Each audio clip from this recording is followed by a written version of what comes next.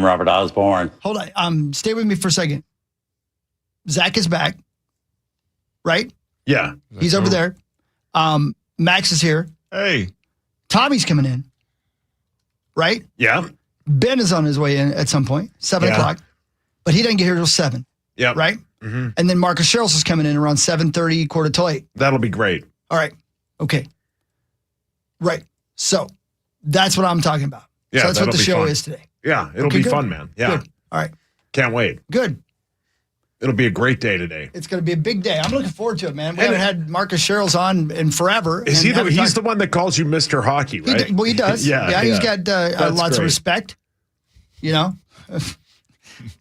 Good thing. Good point. I've never called you Mr. Hockey. No, it's okay. I think he may be the only person that ever has. Yeah, he's a great dude, man. Although sometimes I do get that from like a server at a restaurant, and I'm like, oh no, Mr. Hockey. I'm Mr. Hockey. How about Mr. Cove? How about that, man? How about that? How about this, huh? Yeah. How about that interview? The interview was great. It really was. Yeah. He's the most searched poker player in the world on their website. Look at that. Think about that. That's the power of the power of. Well, I was about to say power of Christ, but that's the exact opposite. It might be. I mean, I believe it's the power of the Power Trip Morning Show. The power of the Christ compels you. I don't think it does. No. The power of the P. Yeah. Were you on hand when that happened, Zach? I do. Hold on. Sorry. Whoops. Yeah, I saw him from afar. I tweeted a picture of it. Pretty cool. That was your picture. I mean, you took that picture that you tweeted?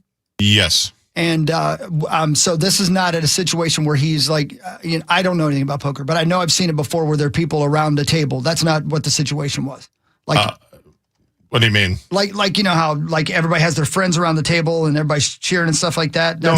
They got a whole mess of tables out there. And so not everybody can go to where they were, but Jeff obviously can go and interview whoever he wants. Jeff's the guy who did the interview? Yeah. And who we had in studio last year. That's right. Yes, that's the guy we had in studio last year. That guy was great. That's right. Yeah, exactly. That's right. I mean, it's a big deal, right? I mean, it's a huge deal that it's a huge deal. He's still in this, right? I mean, yeah. Like this is not like a. I mean, he has an opportunity that he might be winning, that he might win this thing, right? No, he probably won't win, but he'll cash. Yeah. Yeah, he'll make it. He'll make got money. Close to the bubble last night, and I think they'll probably start they will start the day, eliminating, I think, the 10 more players they need to get to the money, and I think Corey's got plenty of chips to make it to that. After that, he'll need a lot of luck, but he'll at least make money, I think, out of this. So gotcha. So, and again, I forgive me, I don't know what we're talking about here. So you're saying, but okay, it's not impossible that he would win, though, right? Like he still is in the running. Not impossible, but it's a long shot that he would win. He's got a pretty short stack at this point, and he's got 1,000 players in front of him to have to beat. So, and I think the leader. There's still 1,000 people. Oh yeah, there's 1,392, and the 1,382 get paid. So I think they got 10 more players left, as when I checked last night, and then everybody else gets money after that. But obviously, he wants to stay as long as possible because the longer he lasts, the more money you get. But like I said, I think he'll have some pressure on him pretty early on. But I think he'll be able to make the orbits needed to get to the money. Got it. So it would be like a 7th round draft pick making it to the final table or something like that. It would be like an undrafted 50-year-old Rudy. Got it. Yeah. Okay. Thank you. I literally have no idea what's going on, but I mean, I know it's a huge thing. Right? Perspective. Yeah. The leader, if this is correct, Zach, on PokerNews.com, the leader has 2.3 million chips. Corey has 115,000. Oh, okay. Wow. Right. So if that's updated. Yeah, got it. But that could, who knows? Yeah, I mean, but regardless, he chair chance is what they say. And when you say, because I've heard you guys use this term before, Zach, when you say he could cash, that means he could finish in the money. Correct. And so it could be a little bit of money or it could be a lot of money, but it's a really long shot that he wins the thing. All right, cool. But the other side of that is he's not coming home. So, Maxo. Hey. Are you busy? No. Would you like to climb in the van with Meets Us Paul Lambert and I this afternoon and go to Detroit Lakes? Yeah, let's go. You wanna That'd do be it? sweet. Yeah, why I think not? that's great because now Zach has to run the initials game tomorrow. Marnie can't go. Corey's not going to be here. So that moves Zach out of player into Host. Corey's role. You're not running the board tomorrow, right? No, sir. I mean, it's Abbott. He could let me know by the end of the show. I don't think so, as far as I know. Okay, cool. So then you could move because Marty's. So you could move into the fourth player spot, and then we would still have a Rube play, and you could probably take Corey's hotel room because Corey's not going to be there to use his hotel room. That'd be sweet. Hell yeah. Does that work for everybody? Does that Yeah. make sense? Yeah, that let's makes do sense. it. Now, You have is to it ride in the still- van with me, and I love to text and drive. Is it That's still okay. Okay, ass grass or ass? Nobody rides for free. I think that goes without saying. All right. Well, I think Max, that you goes can without sit in the saying. front seat. All right, let's go. Yeah. There's a bed in the van for a reason, brother. Oh God, I don't want to sit on. So we're that. calling audibles, but if you want to do it, I mean, this could be. Oh my God, this would be Max's first time in Detroit Lakes. Yeah. At a new venue. Yeah, the hockey arena, right? And I do have Yep. grass and or ass. Yeah. For the ride. I think we both know what I'm choosing. Yeah. Yes. I think we do. both know. Yes, we do. We 100% know what you're choosing. All right, so Zach, you're running the initials, and it is a major, so we're doing 3 of them still. Is that right? Or That is correct. We're still Yeah. doing 3. Yep. Okay, so Parrish is driving down, so it's going to be Parrish, me, Sauce, Max, and listener Yep. for the How it majors, normally would be 4 of us and then a listener. right? Yeah. And then Zach running it. Yep. So we're covered as Yeah. long as there's somebody running the board back here that is not named Max, and as long as we can slide Max into the room. Yeah. And I mean, watch out for your ladies because Max Yeah. is on his way to Detroit Lakes. All Go. It's about to be a new lake. right, Yeah, good. that'll be fun. When All are right. we leaving? Oh, I have a workout at Yeah. Discover Strength Which until is 3. near my house. Not I don't far mean from to- you. I don't mean to be a diva. Can you pick me up? Sure, I mean, I could meet you at Discover Strength. you could. Is it the one by like Crispin Green and all that? Over by 55? It's by our dentist. You know what I'm saying? That's right by my house. That's right by your house. So you'll pick me up? That's right. Yeah. That's right. I'll pick you up. I'll stand outside. You don't have to like come in or anything. I'm just gonna go ahead and say it. Don't even bring the grass, if you know what I mean, because Yeah. I'm not accepting grass. No, I don't. Yeah, you can see my slabs if you want. I'll Zach, show you my you're more slabs. than welcome to ride in the van as well if you can stand the smell and you don't mind a guy texting and driving. You lost me at the texting and driving How part. dare you?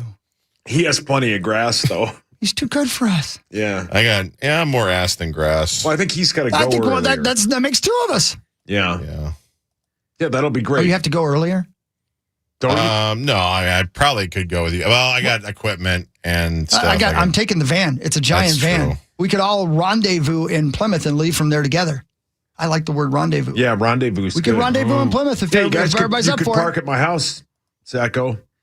Yeah, I'll have to think about that. That'd be fun. Yeah. Oh, Well, Dolsey's closes at 2:30, so What is Oh that? yeah, What that's is his spot what in does that St. mean? Cloud. Dolzy's? yeah, What- right downtown. Is it a pot place? it's No, a it's restaurant. the best lunch place.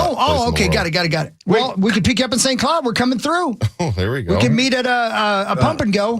We'll park at Sugar Daddy's. Yeah, you could leave your car there yeah. for a while. Max can show the intern DJ over there a little. Yeah, and maybe we tip can and find trick. another person to play the initials game there, if you know what I mean. Now, if we stop there, we'll be there a while. Honestly, if you want us to pick you up somewhere there, we can pick you up on the road as well. And I threw this out to Mark yesterday, but he seemed to not have anything to do with it. No, thank you, he said, is what he said. I don't know. Well, that'll be fun. He's It'll heard be old rumors about the school. van. And I was kidding about the texting and driving officers. Yeah, he was kidding. I was just kidding about that. Okay, good. So Max is going as long as everything's thumbs up. You're riding with me. I'm picking you riding up at with your you. house. Yeah. We got to figure out how to get Max over there. Well, I'd go get Max. Okay. Okay. And Zach, open invitation. You can either meet us in Plymouth or we can grab you along the way. There's a lot of, again, whatever that is, we can grab you from somewhere in there. And I'm throwing this out to Mark, who ain't listening. But if you hear this at some point, if somebody gets to you and you want to ride with us, we got it covered. Sweet. We got it covered. We're scrambling, but we got it covered. Yeah, look at us. Look at you, Max. it's gonna be Yeah. fun. Detroit Lakes. Yeah, it'd be great. You can't even imagine what it's like there, Max. This is the height of my life. It's a little Yeah. version of heaven is what it is. Yeah, this will be fun. It's a little version of heaven. I'll get snacks. No, that's what I'm driving, so I'm the one who gets that. Okay. Okay. Oh, you said snacks. Snacks. Oh. Yeah. Yeah, Daddy. Detroit Lakes actually looks sick. is. I've never been there before. Detroit this Lakes looks is sweet. Oh, beautiful. dude, you Yeah. have no. You may not come home. You might be like Sauce when I took him to Milwaukee. Yeah, you might You find might your own stay way and home. find your way home. There's no easy way out. That's right. So I don't know. Yeah, you'll love it. It's a great place. It's great, It's dude. the hockey arena again tomorrow for the broadcast. We are doing a major. Zach is the man on the spot. He has to pull it off. And that's how it goes because Corey is going to get a bracelet. No. He's going to keep playing into today. I'm telling you, I believe he's going to win it. What do you think of That's that? very kind I of you. believe in him. Yeah. I believe he's going to win the whole thing. You know, he's got believe I can fly. What does PA always say? He's got a chair with a chance. Chip chair chance. That's the one. He's got a chair with a chance. Yeah, he's got a chair with a chance. That's right. Good for him, man. Yep, that's right. He looked so happy in that interview, Corey I think did. that might be the happiest he is. Yeah, good for him, man. Yeah. I mean, if I were if somebody said, "Hey, Skid Row needs a new lead singer. Hawk, are you in?" Yeah. You guys would never hear from me again. No, you'd be pumped. And then the next time you saw me, it'd be in an interview, and you'd be like, "He's never looked so happy." That's it. I don't blame him. Go get him. Go get him, Corey. I believe in you. Yeah, go get him, Core. Here he goes. When's he play? Today, you said? Today, yeah, at 11 Vegas time, 1 o'clock our time. So again, I'm sorry. I don't mean to beat it into the ground, but I don't understand things. So if he lost like one hand into today, he could be done? No, if he, Yeah. so, well, yeah. Not, I mean, depending If on he went how many, all in and lost, yeah. he Right. might not win. Is there a chance, Zach, that he could like just fold over and over and over again and make it really far? Almost certainly his plan. Yeah. That's exactly what that's why he's almost guaranteed to cash because he has enough to fold through to get the 10 remaining players that they need to. And by the way, absolutely heartbreaking for these people who will now show up this morning to the poker table on the 4th day of their tournament if you're doing 12-hour days. Yeah. And will be the last people to get nothing. And there will be one person who will get nothing, and the next person will get $15,000. They slow the tournament down. They do it hand by hand. So there's there's hundreds of tables that they all deal out a hand. Right. They stop. They wait to see how many players got eliminated, and then they do the next hand and the next hand until they get to that point. And it is a very fun part of the tournament to watch, but also, man, the reactions and the heartbreak. Oh, Man. Well, I bet the fact that he's made it this far will make it even more likely, I guess, that they'll focus on him on the TV version. it'd be nice. I'm surprised they haven't. Same. And Oh, they haven't Yeah. yet? Okay. And it's been really it's been frustrating because he is, their own metrics. He is just as much and interest that's as all that matters. any of these guys Right. that they have. And yeah, watching these tables on ESPN, it's just not been. I mean, they've been good, but it's like, come on, man, put the guy who's like the number one most searched player on the damn television. Crazy. I want to know more. And we got a break, but so you weren't able to just walk up and stand by his table and watch him play poker, though. Not his table. I could kind of get a little close, Yeah, but right. they So if you have wanted to follow me, you have to watch him. the 3 featured tables that you can actually go and stand on the rail and watch. And they got screens up that'll show all their chip counts and who's up. And it's really awesome, actually. I watched like 3.5 hours of poker the other night, and I loved every second of it. It was great. No kidding.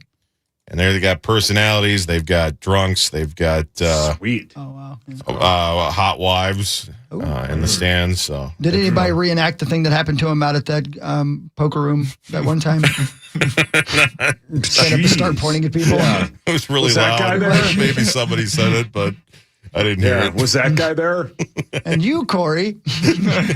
What an all-time story. Oh, it's one of the best stories of all time. Oh, my It really God. is. Well, good luck, Corey. Go get him, man. I believe in you. None of these guys do, but I believe in you. No, he made sure to call out that you and I don't believe in him, but that's fine. It's okay. Yeah. We light a fire in them. It's all part of the plan. Yeah. You got to have people that we are his bulletin board material. Yeah, correct. Yeah, we are his Brian Dennehy's. Yeah, we're his Brian Dennehy. Yeah. We're the Tommy cop. Boy's dad? Yeah. Also, Speaking of that, the where cop is in, he? I don't know where Tommy is. I told you I thought he wasn't going to be here today. No, I think he is. Are you sure? Yeah, because he texted me yesterday Oh, okay. Well, about then you're good. his getting an email about trying to get into the into the building. Yeah. He might be in my van just waiting to give up. He's not even going. He just wants to give. Yeah, he just wants to give it He's going up. to pay for Max. Yeah. He's got you, Max. He owes me. Yeah. The whole gas or grass thing. He's paying for you. Oh, 100%. I agree. Oh, thanks, Tom. Relax. All right. So there it is. That you've heard it. We figured it out. Yeah, We've man. scrambled. We've got it done. Hell yeah. That's this right. is going to be fun. Alternate plans. Detroit Lakes. Hide your wives. Jeez. That's right. Oh, and that gentleman is happy you're coming. Yeah, Mel's excited. That you wasn't go. even Mel. That was me this time. So again, Marcus Sherrills. Oh, and William Sawalich today, right? Via StreamYard. Zacho, it's 7:30 That's correct. to talk about NASCAR. He had a bad weekend last weekend, Zach. So a bad weekend did our guy. Had a bad weekend. His teammate run into him. Oh, man. That sucks. Yeah, it happens. It happens. All right, Power Chip Morrison will be right back on the I Fan. know that. I know you know, Rose. Relax. And by the way, I don't need your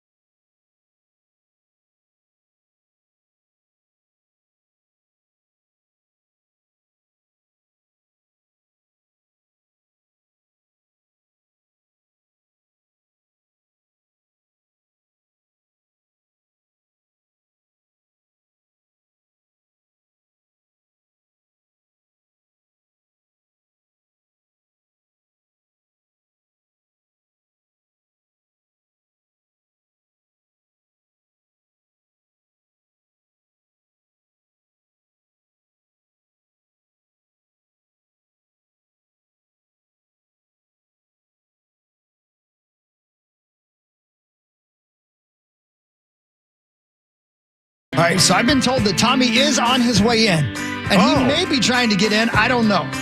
He might have not have his phone, which isn't like him. But I was told that he was working out this morning. Oh. And he's wearing a purple shirt, and he's on his way in. So, unless he passed away or he's stuck on 394. Which way did you take today? I went 55 today. See? I did, yes. Yes, 55 is the way to go. Then you get off on that frontage road. That's right. And so I'm not being a whiny bee. And you drive right over 394, smooth sailing. Right, that's right. I got ripped when I moved to Plymouth, and they were like, don't take 55. 55 is the only way to go. The lights are always green. Yeah. Yep. Except for the ones that are red and yellow, red and blue. Well, they're always green going whatever the main direction. Except for the ones that are red and blue in your mirror. If you're doing 100 through neighborhood. Well, that's somebody you know. That wasn't That wasn't me. No, that was somebody not else you. in a car that looks just like mine. Correct. That's exactly right. Yeah. It was a bit of a fiasco yesterday. But I'm back and I'm better than ever. I'm feeling good today. Good for you. Thanks. It's the 9th day of July. Yeah. Here we are. Big citrus. Yeah, he reports in 17 days He from does. today. It's all happening. Yeah. You know, yesterday, when our beloved Dan Barrera was talking to our beloved Alec Lewis. About how much he hates the Grateful Dead. They did talk about that. Well, yeah. But they mentioned that something that confused me. They made it sound like the actual start of training camp is undetermined yet. Is that not true? That was weird. That was weird, right? He said that, right? Alex prepared and Bump is prepared. Yeah. It's definitely set in stone, isn't it? Yeah, hold on. It has to be, right? Yeah. I would think so. I was confused, so I'm not the only one that was confused by that then. Good. Yeah, we got an email about it. Their first day, their first practice is Saturday, August 1st. Okay, That's good. the everybody back together day. Yeah. Where like the NFL Network Saturday, now, August ESPN 1st. will be there. Yeah. That's the first practice with fans. Right. Their first full padded practice is August 3rd, and then the night practice is August 9th. But yeah, they right here. It's all right here. It's all on. Son of a bitch! I knew it. The doors work. Yeah. Thanks, Molly. Yeah, you're welcome. How cool is that? Hi, buddy. Yeah. Those doors are hot. It's good to see you. Doors are It's hot. great to see you. The doors are hot. No, they're like sexy and new, you know? Yeah. They're They are. Dexy and new. No, he said they're sexy and new. But yeah, that I heard the same thing, and I'm like, well, no, That's what's it's August 1st. That's okay. Good. All right. Good. So yeah, it's all Yeah. happening. It's all happening. Yeah. Practice is at 2:30 that day. Tommy, Hogs Daddy? buddy boy, Hugs, Daddy. How are we doing? you know things are good. I don't suppose you want to go to Detroit Lakes tomorrow too, do you? When are you guys going? We're leaving this afternoon, like around 3-ish, 3:30-ish.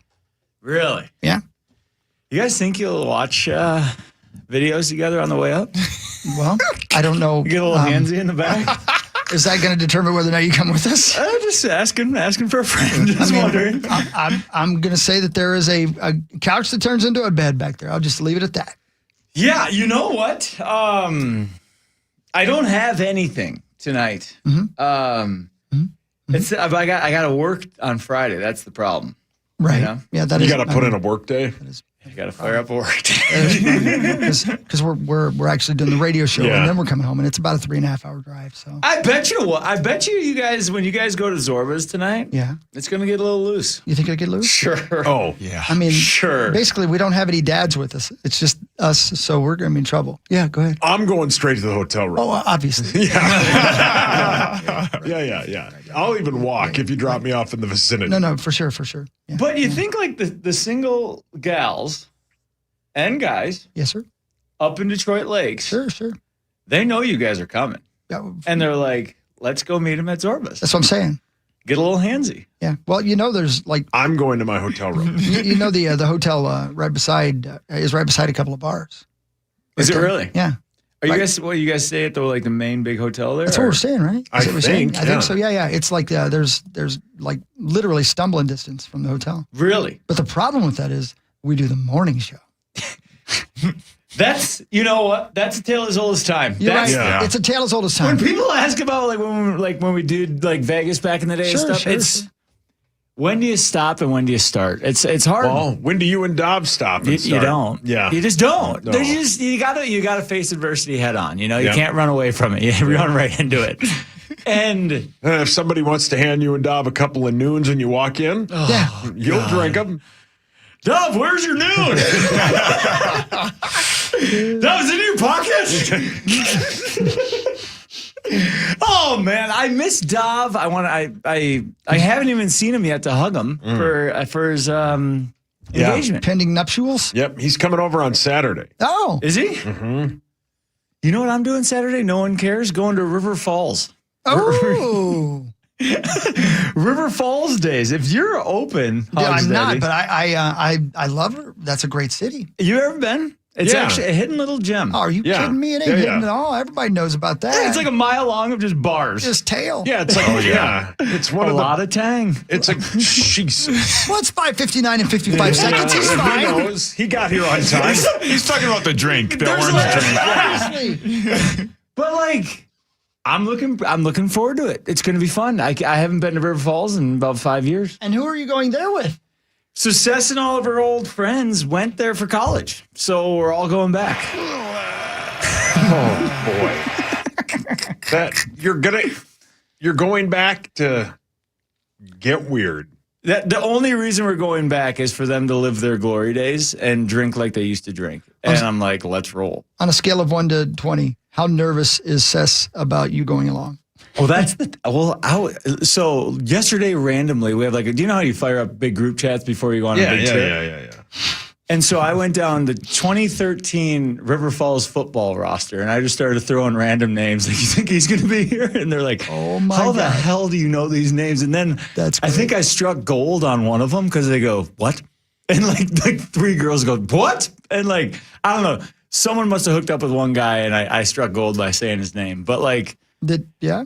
you guys, I think they were in college. They were handing out makeouts as their day job. So I'm guessing it's going to be it could get crazy. It could get crazy. Yeah. Well, I don't want anyone looking for trouble. That's the one thing. I'm not a fighter. I'm a lover. Yeah. That's how you bring Scene Bear.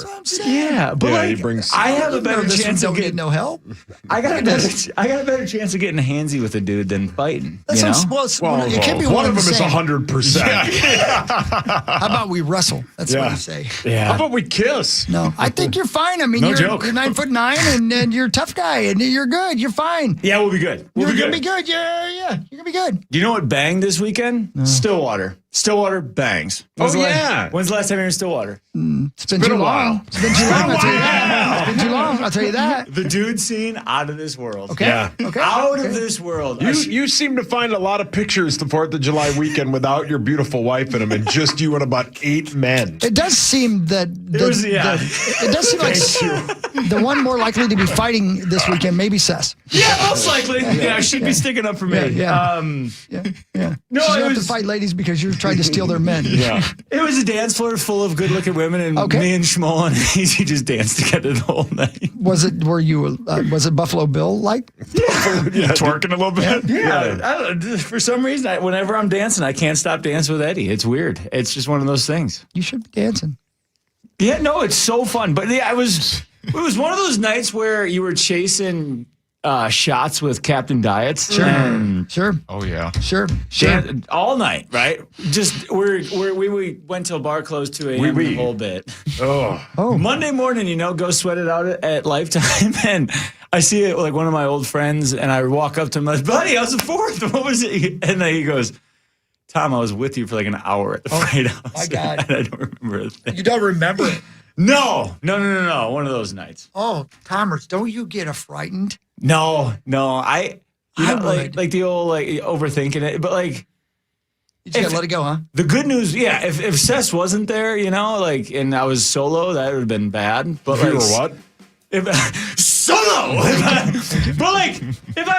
But it was fine because Eddie was there, everyone was there, so Yeah. I knew I was good. No fights, no nothing like that. Well, I'll tell you, we're glad you're here. Yeah, man. well, Oh, yeah. great to be here, and I can't wait to talk to you guys about Detroit Lakes. I think you guys are gonna have a blast. Well, the invitation is open for you. Yeah, man. It's been a long week. And been a while. it's just we've been getting by, making sure the show happens. Yeah, it's been a great week. Well, And thank you Marcus for sharing Sherrills, that. And how he's cool in is today. that? How cool is that? I know it. That'll be great. And Ben will be here in a bit, and William Sawalich at 7:30. Yeah. It's all happening. It's a great day. Somehow we've struggled through these 3 days. Now it's the 4th day, and Tommy's here. You made it all better. No, you're the best. So if you'd like to roll with us, you are open to it. There's a spot in my van for you. How big is this van? It's getting tight in there. Dude, it's 6-foot ceiling. We should have to take our shirts off to ride up.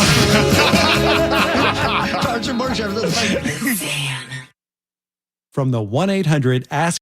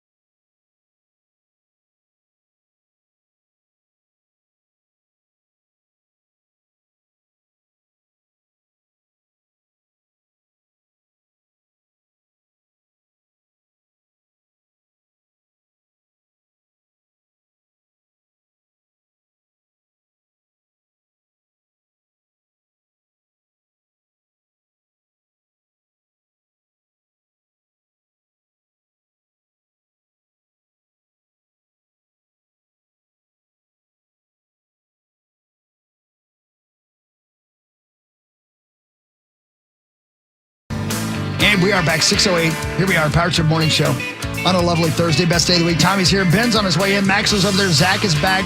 Saucy's over there. Corey's still playing poker out in Vegas. It's all happening. And Detroit Lakes, we're headed your way. Don't forget, tomorrow morning, the Power Trip Morning Show broadcasting live from the Kent Freeman Arena. A brand new location for us tomorrow morning. And Maxo is on his way to Detroit Lakes with us for the very first time. Let's go. He's going to be playing the major tomorrow, and Zach is going to be leading that, and it's going to be huge. So make your plans. Do you know your setup? Like, are you guys on like where the ice would be? I have no idea. We've not done it there before. So we haven't we're not done sure. it there. Yeah. The pavilion we do it at, or I've done it at. Yeah. Basically awesome. for like 10 years is outstanding. You guys I love do kegs and eggs at 8, right? Exactly. yeah. That's Yeah, right. yeah. And I don't know if they're doing kegs and eggs at the location Kent Freeman Arena, but I know that there'll be a morning show happening. Because this is Waterworks, right? Or like they have like a big weekend or something. It's Carnival. Water Carnival. Carnival. Thank you. That's it. Carnival. Water Carnival. Yeah. That's right. Yeah. this is I think the last weekend of it. And people Yeah. come usually like you For don't know miles if around. Then they show up. All right, relax. they if they like didn't stop drinking, right? That people show up early. Oh yeah, people Early show and up often. early. Yeah. Yeah. God, that's fun. Yeah, It's going to be sick. yeah, it'll be super fun. Yeah. And then you got there's a lot to look forward to. Do you know right now, this time of year, between July 4th and like state fair / football season starting, Yeah, whenever you look back on it during Christmas time, this is always the time of year that kind of fast forwards. yeah. You Oh, never yeah. really have memorable time. I'm trying to soak right now in better than I have. Well, how about this? I don't mean to cause any Go.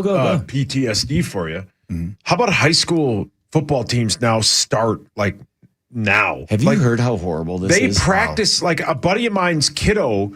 They practice in like June now. So the new rules, you guys, you can have like 6 weeks of practice during the summer.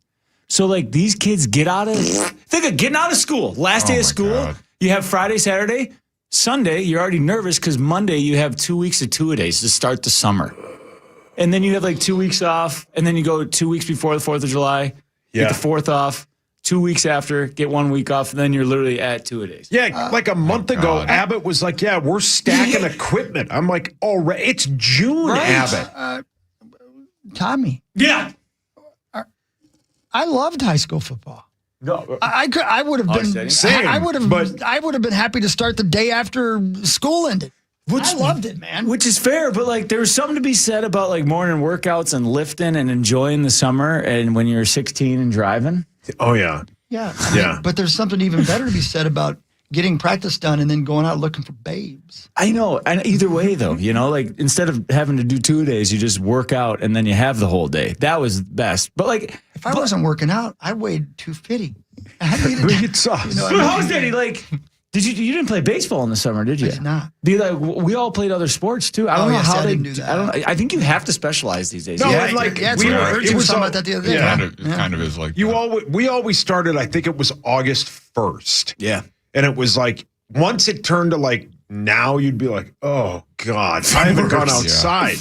The But worst. It was the worst. But I gotta once look you this got up. into the stride of it, it was sweet. But when they said, yeah, they had practice in June. Yeah. Like when I used to live in Edina, we would drive by that field, man. They're out there practicing. It's crazy. It's crazy. It's well, like good for them. It's probably why they're Yeah. so much Well, better. yeah, And yeah. like, Yeah. but like when you're right around now, and then you start seeing like Little League World Series coming on, you're like, oh God, Yeah. we're getting close. Oh, yeah. And then you smell like the wet grass in the morning. Oh yeah. That's when I start tingling. I'm like, oh yeah, here Okay. we are. No, but seriously, Hog Daddy, you know that Oh, yeah. wet grass on like an August yeah. morning. You ain't got to tell me. Dude, Yeah. how about like old school? Not to go old school on it, but how about like Saturday 9 a.m. games in like 4th grade? Nothing. And you literally, because you and I were about the same size, you would just use your size. You didn't have to, there was no finesse to it. You could just use your size. The best. The best. The best. The best. It was. They put you in so the middle good. and you could just rush the quarterback. It was the most fun I've ever Oh, had. Like, yeah. got to play with my brother. My dad was the coach. Oh. Load up the car after, head down to the Still dome. a little dark out. Oh, it was the Yeah, man, best. I know. The Nothing best. better. Nothing better. I'll tell God, you. it was great. You know what? I might be looking at it through old man colored glasses. Yeah. Because you're right. And when I was actually 16, I'd have been like, man, this sucks. But right now, I would give anything for one more week of football. Yeah. Yeah. You know what I mean? I would give anything to go back and just play it again. It was the Yeah. best, man. It was so much fun. It was. the Hog Daddy, best. your size right now. Yes, sir. What are you, 160? I'm 153. 153. Yeah. If you went back, do you think you could play a series for Maple Grove High School? It doesn't matter what position. Are you Maple Grove High School? No. Mississinawa Valley, where I went to school? Maybe. Do you think you could do it? One series? Oh, man. I mean, That'd be hard. it'd be. I doubt it. I mean, no. Without getting hurt would be hard. That's what I'm saying. I'm Yeah. almost 100 pounds lighter Do you than think I you could do it, was. Paulie? On Tonka? You probably could. I'm 43, man. That's what I'm saying. My knee would those give out. those kids, no. Can you imagine how Just like- sore you'd be? Just like the snap of the ball, like the explosion. Like It'd be the that's what greatest. it'd be great, but that's what I'm scared of. That something would pop right Oh, away. yeah. Oh yeah, something would pop. yeah. Something would pop, and I'd be looking at the cheerleaders. I'd be in trouble. Yeah. You know what I mean? I don't know. Did you guys give your jerseys out What do you mean? back in the day? I'm sorry, I don't know what you mean. Oh, come on, you guys. Give your jersey up. Best part of playing high school football. Number one with a bullet. When your crush was wearing your jersey in school. Give your opposite jersey to the girl. Oh, like if it was a home game. So if you it was give a home the game, away. I mean, Yeah, mine. yeah, would, yeah. She could have used mine to cover her car, but He gave his to the bleacher spots. he gave his to the entire cheerleading squad. you know, like at the Vikings game when there's that huge Vikings flag that goes up. They're just using. Yeah, the kindergartners didn't have a parachute. parachute. So they used to- no, we did. That wasn't a thing for us. Yeah, No, so the no. best part, so then you start like giving out everything you had. So like I would give out like my jersey, my sweatshirt, everything. The sweatshirt part was great. Yeah. So then, That's awesome. but the best part when you got it back like on Saturday or Monday, and it smelled like perfume. Okay. Son of a. Okay. I needed a smoke after that. I can't even imagine.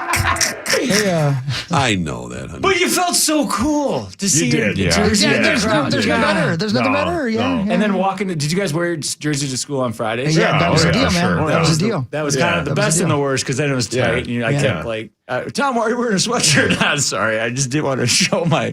Literally, it looked like I had a donut around my waist. Oh, And it flew by, man. As I said the other day, nothing goes faster than high school and college football. It flies by. It's the fastest season out of all of them. Well, high school, now they get 2 games in before Labor Day. Well, yeah, Like they play in August. Yeah. And then they're done before MEA. So they're done by like October 15th. Don't they It's play playoffs. the Wednesday before the Gophers play? Isn't that when a lot Exactly, of them play? yep. Labor Day weekend? Exactly right. So then they play then, and then they have 8 weeks only, and then they're done by MEA. So like October 15th, 20th. Wow.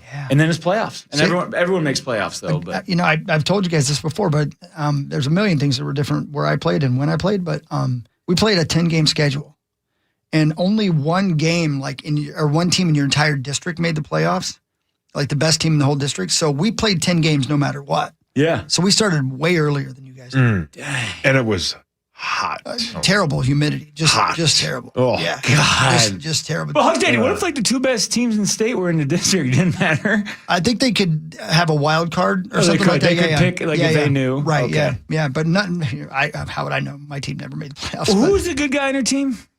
Curtis Enos, but he was actually he was an 8th grader when I was a senior. Oh, Yeah, okay. but he was he was our equipment kid, and he ended up being 7th overall pick to the Yeah, I Chicago think Bears. 5th. Yeah. Yeah, Crazy. 5th overall pick, and he just a great kid, man, great kid. And his brother was the tailback, and I was a fullback.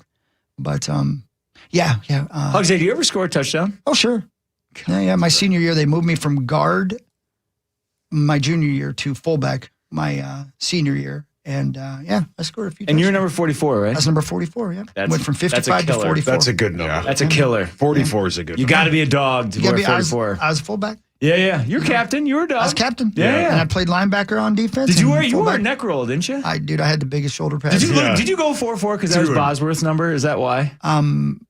No, I went 4-4. I think because it was I think it was Bosworth a John. was No, who was it? John? No, who was it? Well, there was another 44 at the time that I did go that way for, but it wasn't him. Hugs, when I picture you, Yeah, like as 44, Yeah. I picture you. Have you ever seen? Friday Night Lights, the movie, right? yeah, of course. Yeah, I love it. And who's the guy, Tim McGraw's son, in that movie? Brian Denny. Yeah, John Riggins did wear it. Yeah, John Riggins. That's it. Yeah. I'm blanking on his name.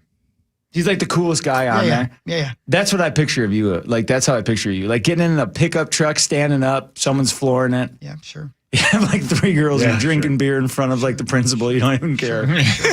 And you're just rolling after the game. Sure. And you go to a house party and just rage. And fight. You know what? And fight. I'm gonna let you keep that picture in your Yeah. But you have like a cutoff jersey of your jersey somehow, and that's what you're wearing. And fighting. I'm gonna let you And keep fighting. And throwing hands. I'm gonna let you keep all those images. Yeah. I need Because, that in my head. You keep that. Yeah. Because the truth isn't quite there. The truth will set you free. I mean, there's parts of it that are true. Like I was fighting, but I was losing the fights. God. The truck was a Trans Am that started most of the time. The Babes was a babe who. Were you dating a single girl? Sorry, I thought she was in a relationship. So bad. She You did only not. dated one girl. I know. No. She was married. I thought she was in a relationship. She was unaware of it. Yeah. If you know what I mean. was 2-timing you? 3-4 timing. That's why I fought all the That's why I time. got beat up That's why by I was that always dad. fighting. Oh my God. Yeah. That's sad. Yeah. Now it's sad. I don't even want to hear about it. I'm so glad it happened. I listen. I can't believe I ran that gauntlet and made it out alive. Yeah. You know, I was firing bullets, if you know what I mean. God, that's so hot. yeah. No, it was the greatest time. I loved it so much, but I Yeah, was a it was the moron, best. and I don't know. It's just a super small town. You can't even imagine how small town it was, and I mean, almost every high school senior boy had to play on the football squad, or we wouldn't have had a football squad. Yeah. You know what I mean? You had to play. Yeah. But also, when we played Bradford, they had 2 kids more than that were over 6 foot tall. Yeah. And we were like, oh no, Yeah. what are we gonna do? You know, I mean, right? And they beat our aces. I tell that story all the time. That was the Marion Barber factor. He's the best high school football player besides Joe Mauer I've ever seen. And when we were kids and we get to the field and we found out we were playing Wayzata, when they would say the B team, we'd go, thank God. Because he'd kill us. He'd play both ways at like 12 and destroy us. Yeah, right. I He'd bet. single-handedly Oh, my beat us. God. He was so fun. Though. That's He's how a Curtis was, RIP, man. buddy. Yeah, he was such a nice guy too. R.I.P. Yeah, I mean, you could Great argue dude. best running back to ever go through Minnesota. Oh, and he played safety too on defense. Why And he would wouldn't you? Just hawk everybody. lurk in the back, dude. He was so good. He was so good. By the way, this portion of the Park Show was brought to you by friends at Holiday. Holiday's the best, man. Get some Red some. Bull. Get Red Bull. Red Bull's the absolute best. You can get it at Holiday Station stores. They got a deal here. If I was more prepared and better at this job, I would have this right here. And here it is. We're scraping by here, okay? We're Stock doing our up on best. your favorite and boost and save. Small can, big energy. Grab don't 3 mind that. Red Bull. I don't mind it a 8.4. bit. No, Red Bull. Okay. 8.4 ounce for $6.50. Mix and match your favorite Red Bull flavors. Only at Holiday and Circle K. Do they have big cans, small energy? Probably, yeah. I'm good with that too. I do. You did. You don't anymore. Appreciate it. Yeah. Yeah, how much you down, Paulie? You About good? 22 pounds. Are you really? Yeah. You. Yeah. God, that's You are hot. a pretty man. Yeah. Don't you just feel better? It's the best. It's the Like when, greatest. we always talk about it when clothes fit. Oh, yeah. Yeah. That's Yeah. the difference. The best. Yeah, I've been watching you on camera this entire time. It's been trained on you. I think Zach is just infatuated with how good you look. That is great. Yeah, go back to him for a second, Zach. So, look at you. Your Grateful Dead shirt, which you did just to spite Dan 100%. Barrero. Yes. I know. I saw that when you walked in. I'm like, yeah, you did that just to spite Dan Barrero. You got to admit, though, I mean, like, you don't like listen to their music often. Oh, yeah. You do? Yeah. Oh, yeah. You do? The Grateful Dead is one of my favorite bands. I love the Dead. Yeah. It's easy to say the Dead sucks. It's easy to say the Dave Matthews Band sucks. That's an easy take. It's just, it's a popular take to say those bands are terrible. I think there's a difference between overrated and sucks. Nah, yeah, you're right. Overrated, but, every band is overrated to everybody, right? Yeah. Paulie, what's a song I would know of the Grateful Dead? Truckin'. He might know that. He'd know the one that was a hit for them on that. MTV. Touch of Grey. Touch of Grey. Just I'll listen off air. I don't. Yeah. you would know it if you heard it.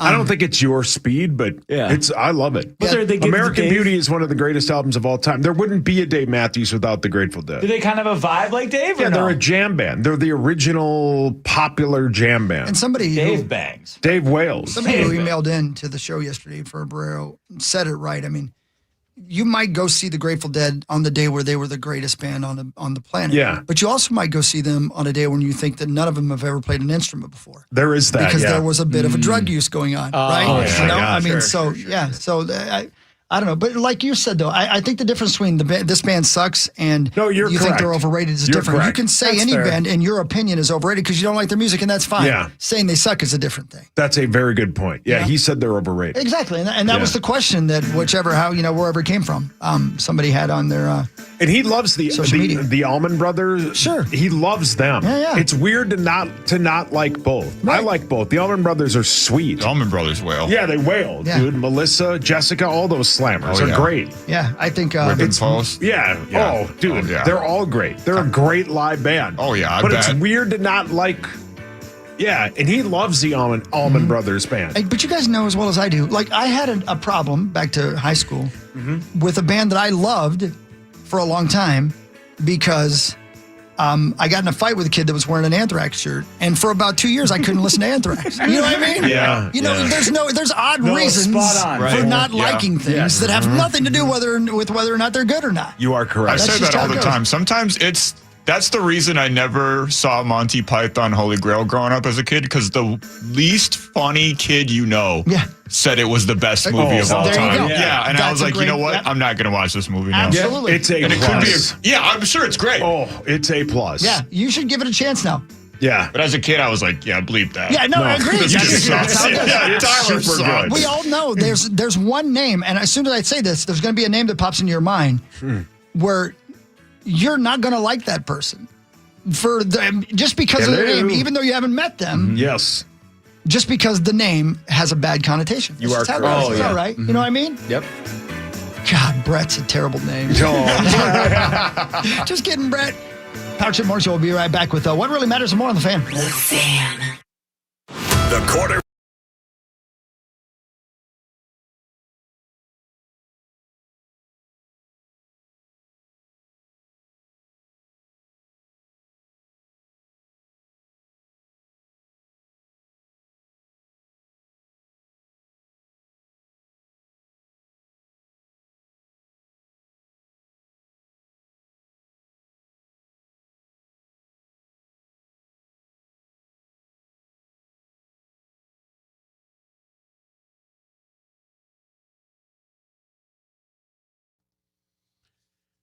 How's it going, everybody? I got this camera now, and I figured after doing in the Password program, Password Invitational, there was a halftime, and I did like a halftime show, and I was like, well, I suppose I could do this again every once in a while for the stream live, and while we wait, and I don't have like anything to read or anything, so. Yeah, if you have any questions and comments, I'll actually read the chat here. I'm going to pull the chat up here. I try to look at it from, you got so much going on here. So much going on. I did see the earlier RIP Bonnie Tyler, man, what a talent. And that's going to be a suck. Hi, neighbor Dave. Hello, Todd. And thank you for all you do. Thank you, Todd. Thank you. Hi, Nicole. As always, great to see you.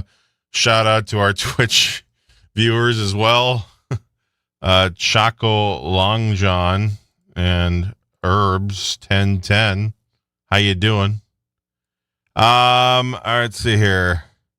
I was there in studio last Monday when you were Disney and Sam was filling in for. Okay, sorry, I missed you, Todd. Thanks to Sam for doing all that. Thoughts on the Wild off season so far? It's been productive. I think there's still, hopefully some more fireworks to look forward to. But I'm excited to get back into. I was just thinking about this this morning. Actually, I'm like, man, I was digging through some stuff, and I found the microphone we used to do the post game interviews for the Wild. I'm like, man, I really cannot wait for hockey season again. Schedule release, I believe, next week is what I saw. It's like the 16th or something. So they got like the opening night will be announced on one day, and then the next day they'll release the rest of the schedule. So looking forward to getting a schedule and some stuff in the calendar. Good morning, Kenneth. Good morning. Hello from Houston, Texas. I got to get down there. I finally got to see Texas for the first time this year with the Dallas side, but Houston would be fun. I don't know. Austin, I hear, is pretty cool, too. But let's see here. Break some Hughes news live. Yeah, that'll be the dream, right? North Carolina, the state of hockey. You'd be surprised, man. You'd be surprised. They were a lot of Hurricanes gear when I went to the Coca-Cola 600 out at Charlotte Motor Speedway, and also the race the day before with William Swallage, who'll be joining us in about an hour from now. But you'd be surprised.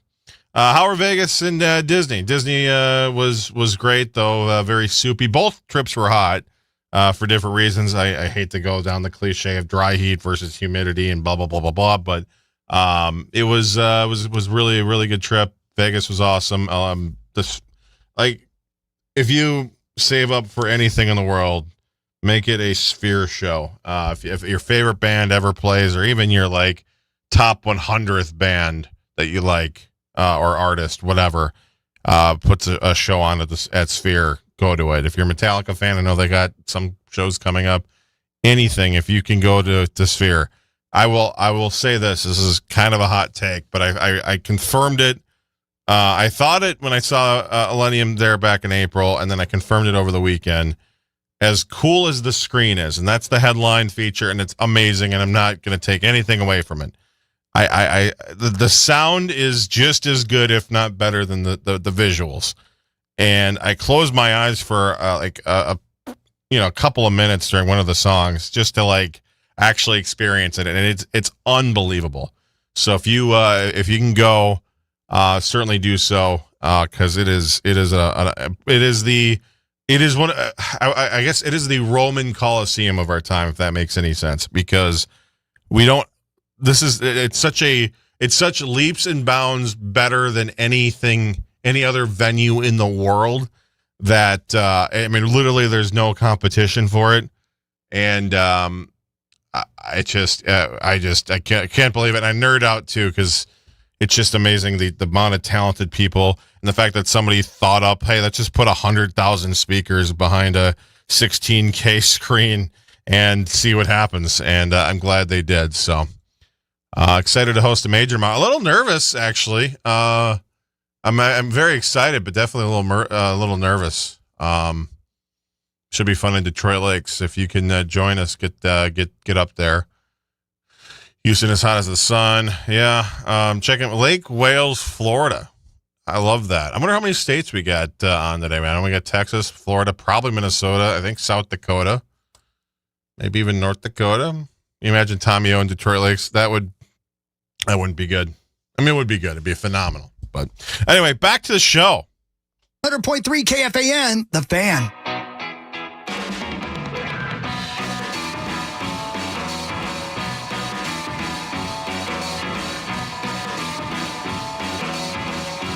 All right, good morning, everybody. Welcome back. Hey, Zach. Yes, sir.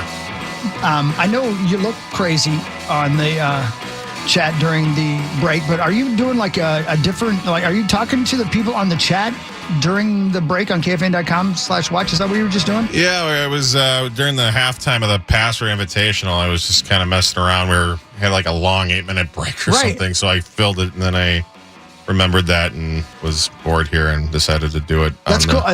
Another reason to turn into KFAN.com/watch. Mm-hmm. So you can do like a different show, or like just comments or whatever you call it during the breaks. Yeah. I was watching you talk, and I'm like, he's either lost his mind or he's doing something, because you were having a conversation with somebody over there. Anything good, Zach? Anything good? No, but it looks like somebody was mentioning what it would be like if you were in Detroit Lakes, and how the town would never be the same. Your mic's on. Hide your wives for Max, hide your husbands for Tommy. Hogs Daddy. Yes, sir. Did you see what list came out today? I sent it to you last night. The new State Fair foods came out today. Oh, I did see that. Did you? I did see that. Did you flip on that? Did you move? No, but it was psych. It comes out tomorrow. It's like a hype video that the State Fair put out. Yeah. And now it just came out today. Oh, yeah, it came out this morning. I'm looking at it right now. List is in the printer if you want it. I also have pictures. Why don't we do that for what really matters? Oh, well, yes, this is like my favorite day. I love this. Sure, I swear I'm on a lot of the times when we go over this stuff. This is great. Well, I think they probably time it up for that. Yeah. Hugs Daddy, I know you're 50 not a new fan. foods? I Oh, know wait. you're not a fan. Of food, I love it. No, of the fair. You know what? I'm doing my best to Are you not coming be such a around? grouchy old butt. No, No. I said I was doing my best. I'm not quite there yet. Do we do many shows anymore? I think we're doing one this year, maybe, but who knows? I Yeah, have because no the idea. first weekend, Hogs Daddy and I are going to be in Vegas. Yeah, we're going to Vegas. Oh, you are? Yeah, we're going to Circa. Saucy and I are going to do things together from now Yeah, on. We've decided to be. hanging You out. guys should. Like, Yeah, we're No, friends. we're going. you guys are going. Yeah, for the Survivor, Circa That's Survivor. right for Circa, baby. Are Yeah. you eloping? I We mean, haven't, yeah. we haven't discussed it yet. Yeah. I'm We're waiting sharing a hotel room. I'm throwing hints there and here Yeah. right now. Anybody hasn't said anything. God, yet. Circa bangs, doesn't Oh, it? It's the best. It bangs. Like, do you know It's how, my like, favorite. I'm You excited to think go. of like the outside stadium swim. What are you doing? Why'd you I go hit low? the I'll wrong go button low on with the you. I like going low. I know. Yeah. Go low, low, low. But like, Yeah. but then like the No. the indoor bar is just as cool as the outdoor bar. The whole Let me place tell you, is brother. sweet. You know? I Yeah, love listen to the downtown. Hulkster. I love being downtown.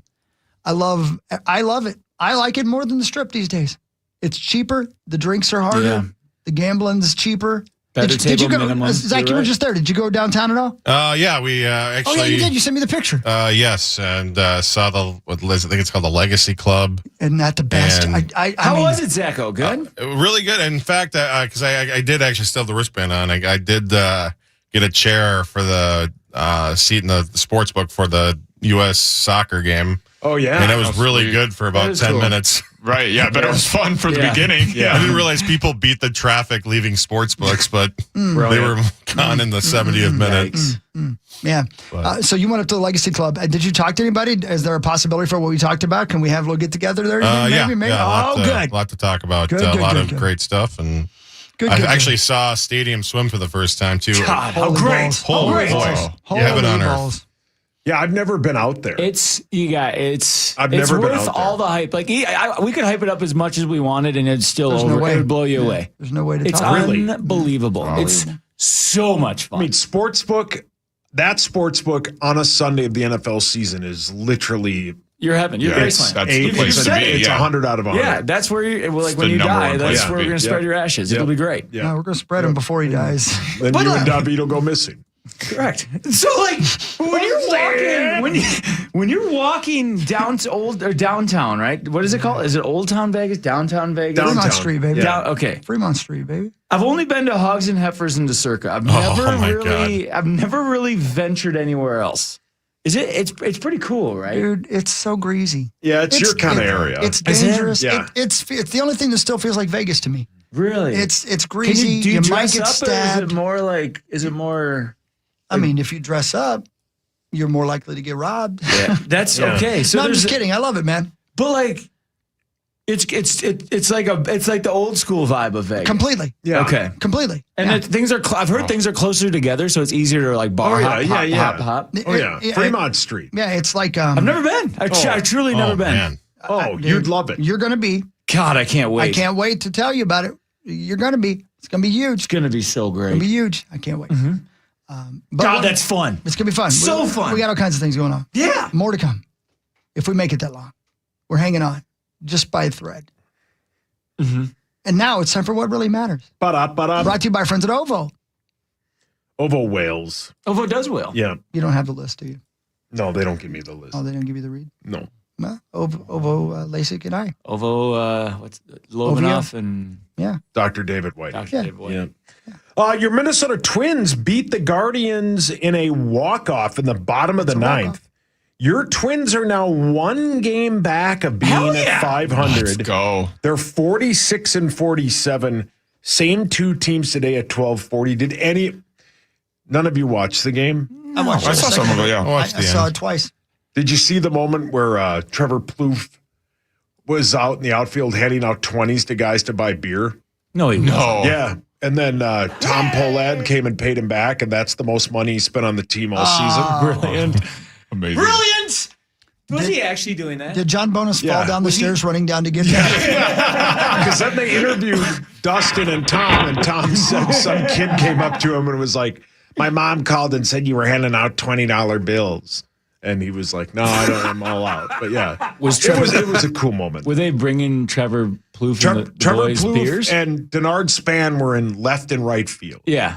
And then Perkins and Morneau were up in the. It's great, man. They've done it. It's not. I'm not taking anything away from Corey Provis because he's a 10 out of 10. There's nobody better. But that bit with the four of them is really good because it's like a bit. It's like a podcast during a sporting event. That's cool. It's cool, man. It's and then the different. walk-off. Yes. Whoever's idea was, well done. It's very good. Yeah, and that is Trevor cool. Plouffe is outstanding. Denard Span is great. Morneau and Perk. It's really good. But yeah, Bailey Ober goes today, 12:40. The Guardians have lost 4 straight. Well, Johnny Bones, he said if we win this, we're like back in it, right? Well, This I mean, if series. they win They're in it today, right they're now. 500. And they're right in the wild card mix too. But I'm telling you, if they are in the same position in 20 days, we'll see if they trade if they spend at the trade deadline. That's going to be a big moment. So we got one more, and then we got All-Star break. All-Star break is they play the Angels, who are cheeks. Hideous. Angels are bad? Oh, they're Oh, yeah. hideous. They've been Really? bad. Yeah, and Trout hasn't played in like a decade. Yeah. But what really matters, Hogsteady, is this. Absolutely right. And we'll talk about the state fair foods, but we're Hell running yeah. late, so we don't have a lot of time right now. We'll do it in the next segment. But rest in peace to Bonnie Tyler. Oh, Total eclipse of the heart. oh, What a slammer. such a banger. 10 out of 10. Yeah. Holding out Such a for a banger. hero. No notes. Oh, great song. In the She middle sings of the I Need night. a Hero, that one? I'm holding up for a hero in the end of the night. Yeah, That's yeah. her. Yeah. That's Oh her my too. God. Yeah, but she best known for Turnaround Bright Eyes. How'd she pass? I believe just old age. Illness in a hospital. Yeah, She was That sucks. fighting.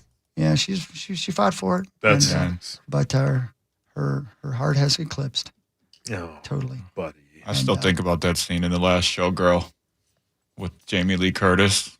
Never She's- seen it. Oh, my God. Oh, You'll never hear that song without seeing Really? her dance ever again. Yeah. And not even like, it's not in the hot way. It's like current yeah. Jamie Lee Curtis. It's like, it's I thought it was hot. Paul, your hands up. Oh my god. 100%. Oh my god. It's not even a question. Yeah. I think of Shrek. He 'cause I likes think her in she's- True Lies. Oh, yeah. Yeah, you think of Shrek? I can see that too. Yep. No, I do think of Shrek no, because like there's not a that. Yeah, no, Hold no. It On for a Hero. I swear of that's course. in yeah. it. Absolutely. Yeah. Shrek bangs. I love Shrek. On May Yeah. 6th of 2026, she underwent emergency surgery Hoxie. in Portugal, where she lived, to treat a perforated intestine. Placed in an induced coma, intensive care. Doctors attempted to bring her out of the coma. She suffered cardiac arrest, was resuscitated.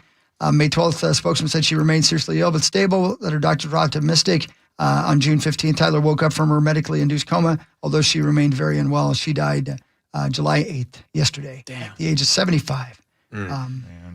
Man, turn around, Bright Eyes. Yeah. You know, Well said. that's a hell of a thing. Yeah. She had way more of a career than that, but of course, that's what she's best known for. So thanks for the rock and roll. Yeah. Is she a Hoffer, you think? What do you mean? What? Is she in the Hall of Fame? Yeah. Oh, I don't know. she's in some Hall of Fame somewhere, I'm sure. She's in Hawks Hall of Fame. Yeah, I'm sure. Zacho, Connor Bedard underwent successful shoulder surgery yesterday, and he's expected to be back in 4 months. Your thoughts? The Blackhawks weren't going to do much with him anyway this year, I don't think, again. But I think a lot of fans are excited about a potential better draft pick this time around. We'll see. I mean, they're getting better, but that's obviously a major that loss. puts you into the middle of October already. Right? Yeah. And I know that season's 7 months. Well, November, long. right? I mean, that's. But why wait till right now for the surgery? I don't get that. Well, I think I would guess agree. is, yeah, thanks, Tom. I think it would be something like he maybe didn't think he didn't have to do it. Oh, he was Thought like maybe- trying to make it work. Yeah. And they tried to. Because he's like the next great one, right? He's They pretty say. good, yeah. Yes, he is. Him and now Gavin McKenna. A lot of great young talent in the Great National chef, Hockey too. League. Yeah, he is. He's got a lot of great restaurants. Wait, Gavin got drafted? Yeah, which is weird because he ain't tall. Yeah, he ain't tall. Yeah, and he doesn't know how to skate. No, but he can. He's fast. Yeah, very He's fast. got a lot of heart. Yeah, Hey, yeah. speaking of a Gavin, remember like all the steam about Michelin star coming here? Any more word on if anyone's become a Michelin star yet, or anything new on that? Do we know I know anything? that Sauce is a Goodyear star. Yeah. What? You got a little bit of a spare tire? Oh.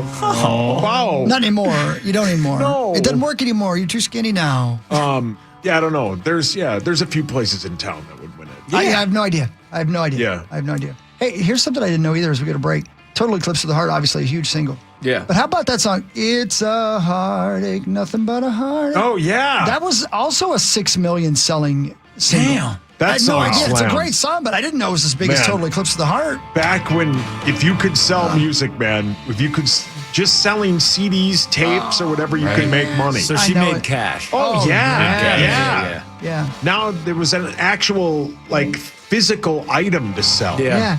It Yeah. ain't right Oh, to yeah. love someone as much as I depended on you. Was That's the- a great song, man. I know we're going to break. We Huff, have to go to break now. Wasn't the bit that Michael Jackson made like a quarter for every Thriller album sold? I don't know. And I think that's the highest ever. I think it's something like that, yeah. That'll work. I made a quarter from all my albums.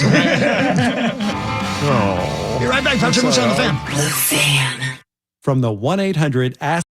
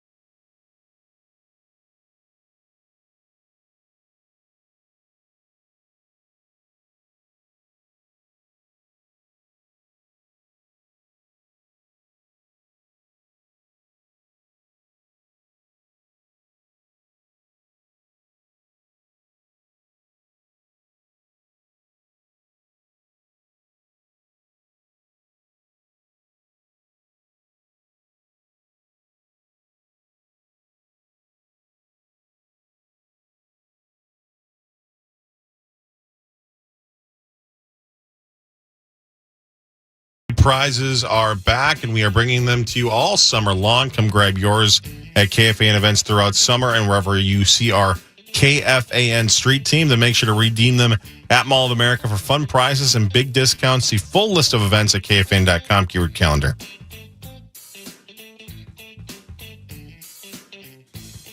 Oh, my God. Welcome back, Power Trip Morning Show. Yeah. Hey, just out of curiosity, we weren't on camera during the break, were we, Saxo? No. Okay, thank you. Thank you very much. Appreciate that. Oh, yeah. Yeah, okay, good. Good. Glad to know we were all the same person growing up. Yeah. Worst. Yeah. God. Yeah. Or tried to be. Yeah, no, Tried to be. Bum, bum, bum, bum, It is bum, time bum. for more of what really matters That's what really matters. on the Power Trip Morning Show. And don't forget, tomorrow, Detroit Lakes will all be there, including Maxo. Yes, sir. The Lynx beat the Sun 86-80. That is Cheryl's 380th regular season victory, making her the winningest head coach in WNBA history.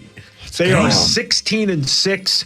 They battle the Liberty on Saturday at noon at Target Center. Mm-hmm. I knew she was good. I didn't know she's like historically. Oh, yeah. Oh, yeah. She's already HOF. Something else, huh? Yeah. Damn. Like literally most wins this year. ever, and she's still active. Yeah. Yeah. Yeah, she went in the Hall of Fame this year, did she not? Yeah. I think, like a month ago. The night before a game, too. Yeah. She's a Hoffer, and she's still in the league. Yeah. Yeah. What? She's unbelievable, man. That doesn't even make sense. Right. Solo. Good for Cheryl. Holy hell. That's great. Old Coach Reeves. Oh, that's right. That's great. That's right. But what really matters is this. Hogday, do you say that's right? Do you say that because of It's a Wonderful Life? That's right. Clarence, that's right. That's right. That's right. Way to go, Clarence. You guys start listening to Christmas music, dabbling in? Not yet. Post forth. You have to. That's the rules. No, we've been barely hanging on this week here, Tom. Yeah. We ain't had time to do anything. We've Yeah. made it. But We've just made it. barely. We should Yeah. put some Christmas tunes on now. Just 'tis the season. I can't. Yeah, you do. I don't know what I'm allowed to do. I have no idea. Yeah. I don't know what we're allowed I have no idea what I'm allowed to do. There you go. That's right. Great song. Great song, but I know we can't play that one. No. Just out of curiosity, sweater or jersey?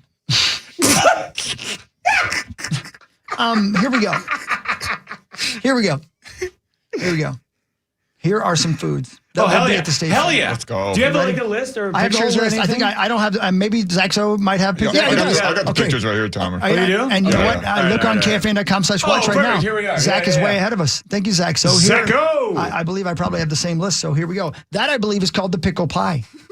Hold the pie. And listen, Tommy's like, that's not new. Tommy, just out of curiosity, if the pickle pie, then you get the jersey, right? I mean, Yeah. 1,000%. But pickle pie, you guys, that's so me. Little pickle, little pie, call it a day. pie crust filled with a blend of chopped pickles, pickle juice, and cream cheese, topped with homemade savory whipped frosting made with ranch and Cholula sauce. I would probably eat that. You got to give it a chance. That That, looks- sounds pretty that good. looks fire. Yeah. That's at Lulu's Public House. And every Yeah. morning show in the state of Minnesota is doing this list right now, but it's okay because we like food. Yeah. Right? I mean, how about the crackling corn ribs at Those the look Blue great. Barn? Yeah. The Blue Barn's always a looks hit. good. They always got good Blue stuff, Barn don't Warriors. they? They Yeah. will. Yeah, there's some whaling going on there. Let's see what it says here. Homemade Filipino Lagangia pork sausage. I don't know. Cousin? Yep, that's right. what do we Combined got with there? garlic and Wisconsin cheese curds, stuffed and rolled in lumpia wrapper and deep fried. Served with a side yeah. of sweet chili sauce. Sure. Yeah. Oh, yeah. Come on now. 3 for 3. That's These amazing. so far so good. That cheese thing looks really good. Yeah, I just Oh. read you the Longanzia cheese curd lumpia. Sorry, my fault. I moved before you guys did. That's You're what that good. is right there. My apologies. That's it. That's what we're looking at on KFAN.com/watch. That looks good.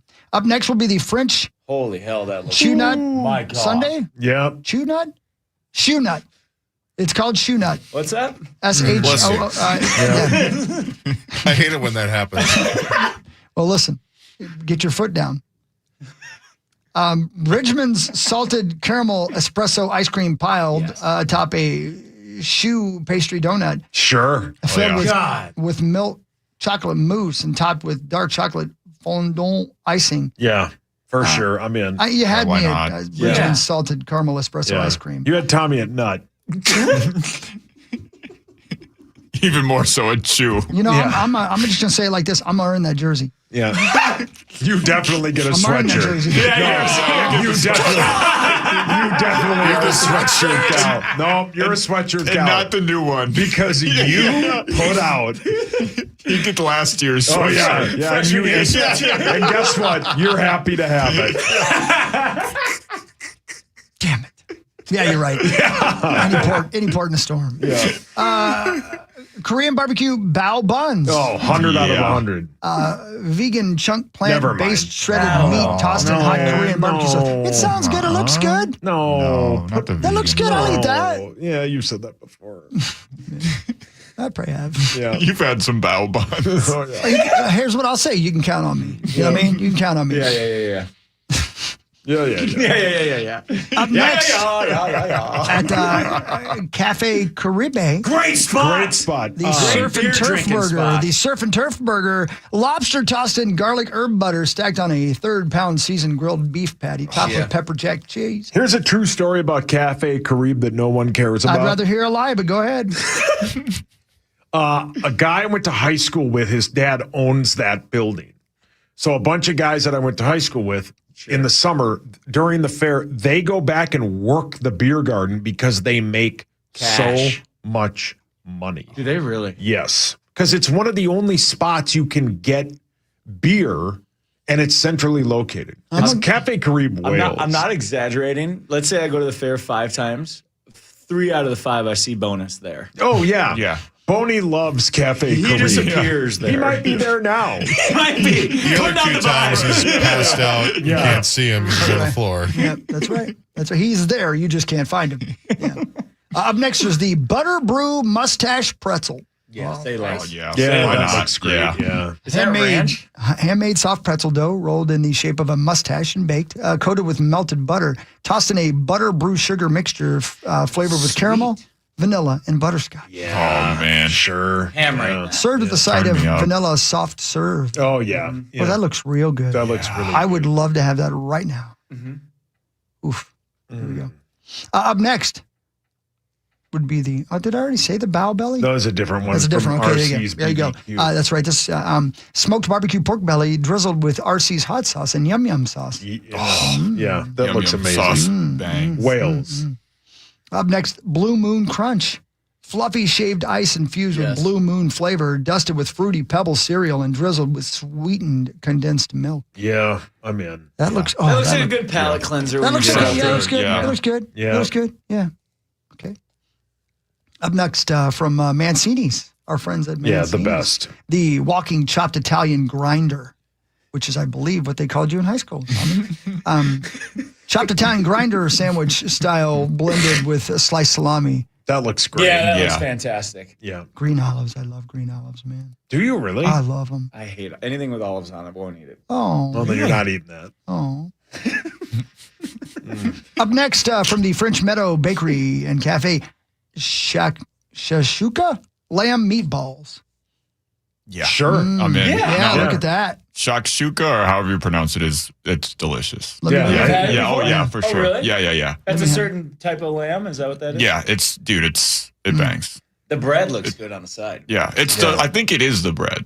Oh, I think really? the shakshuka, or like maybe it's the That looks sauce, great. but either way, it's really good. Yeah. I think it's the sauce, yeah. But I Yeah. don't know.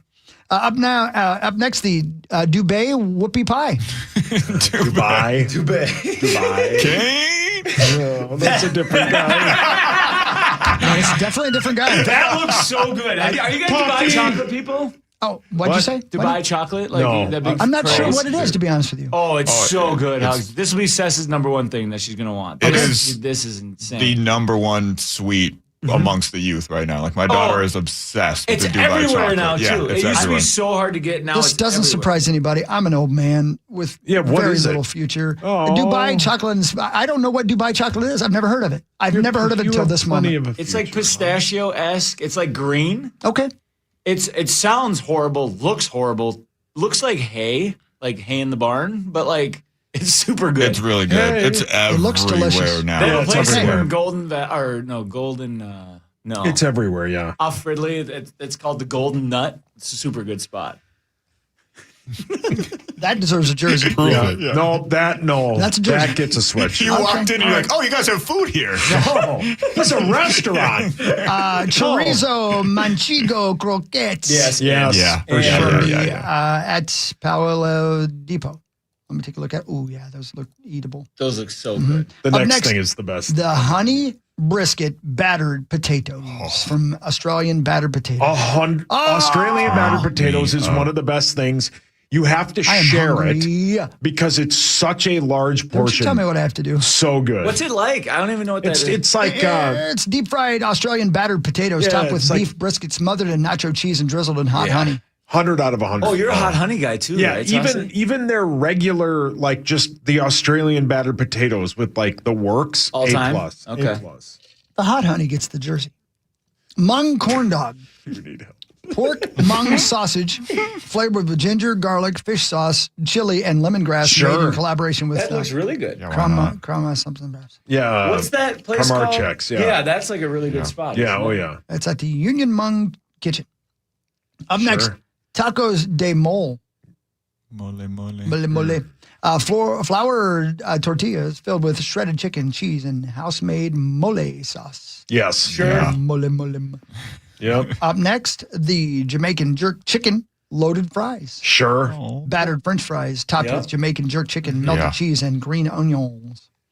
Jerk chicken. Hey, Whales. you never told us, Hawk, for the next one that your sister got a booth at the fair. Why are you calling her a pig? That's No, mean. the name of the place.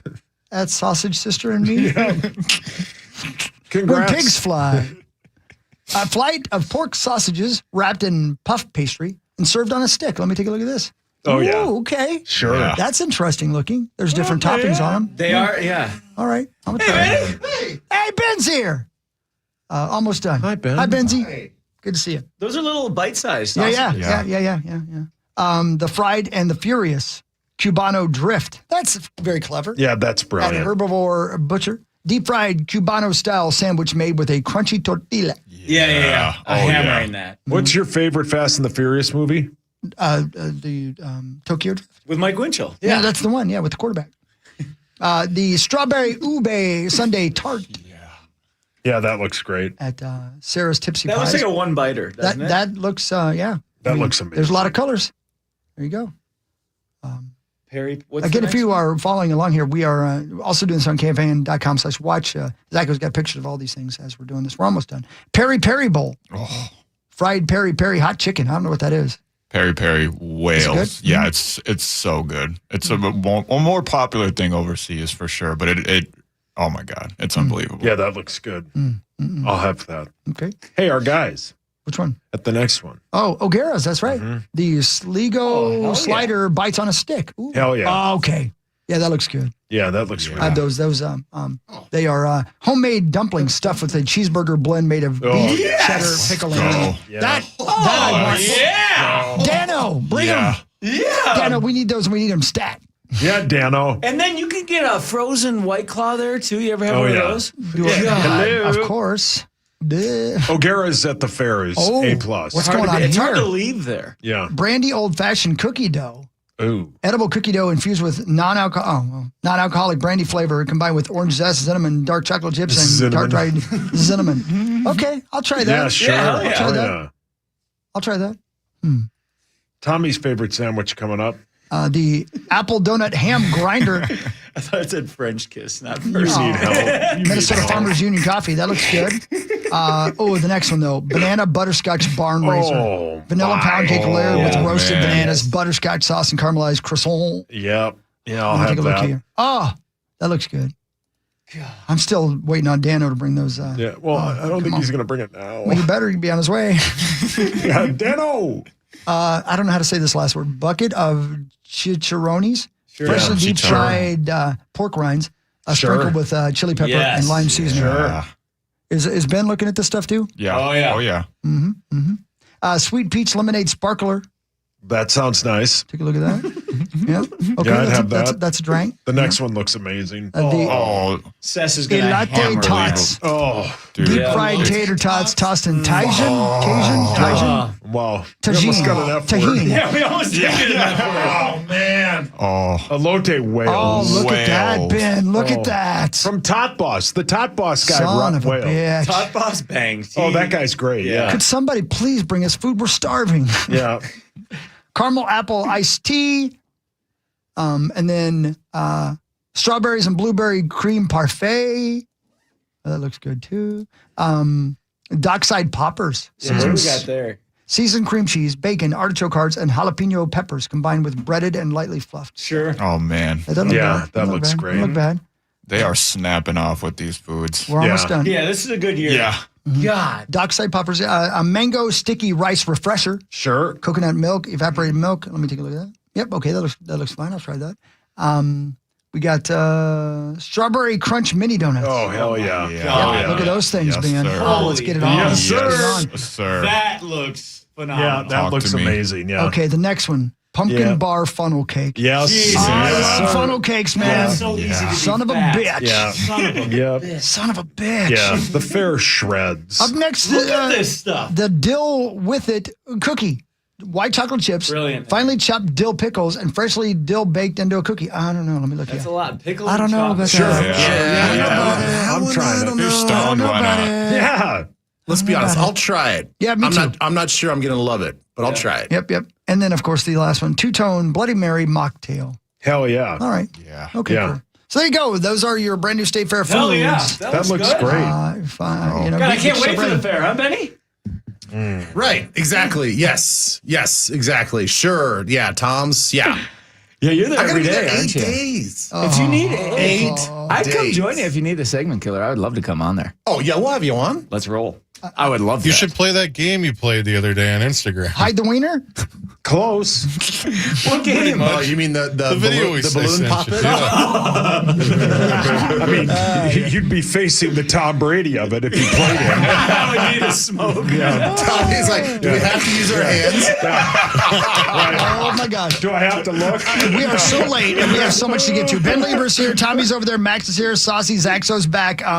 Corey's still playing poker, man. He's still in it. And coming up soon, William Sawalich at the bottom of this hour talking about NASCAR on the stream. And then Marcus Sherrills is coming in today. Can't wait to see him. Looking forward to that. So a lot to get to on the Patrick Moore Show right here on Fan. From the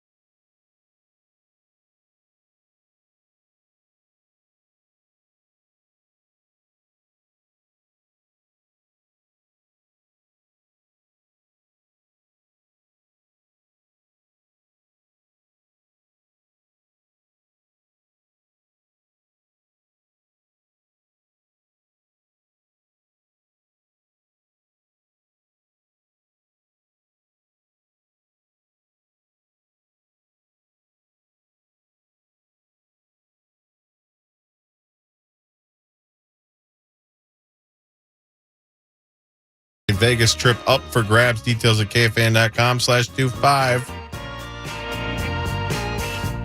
Welcome back. Ben Lieber's here. Tommy Olson's here. Oh, yeah. Yeah, it's all happening.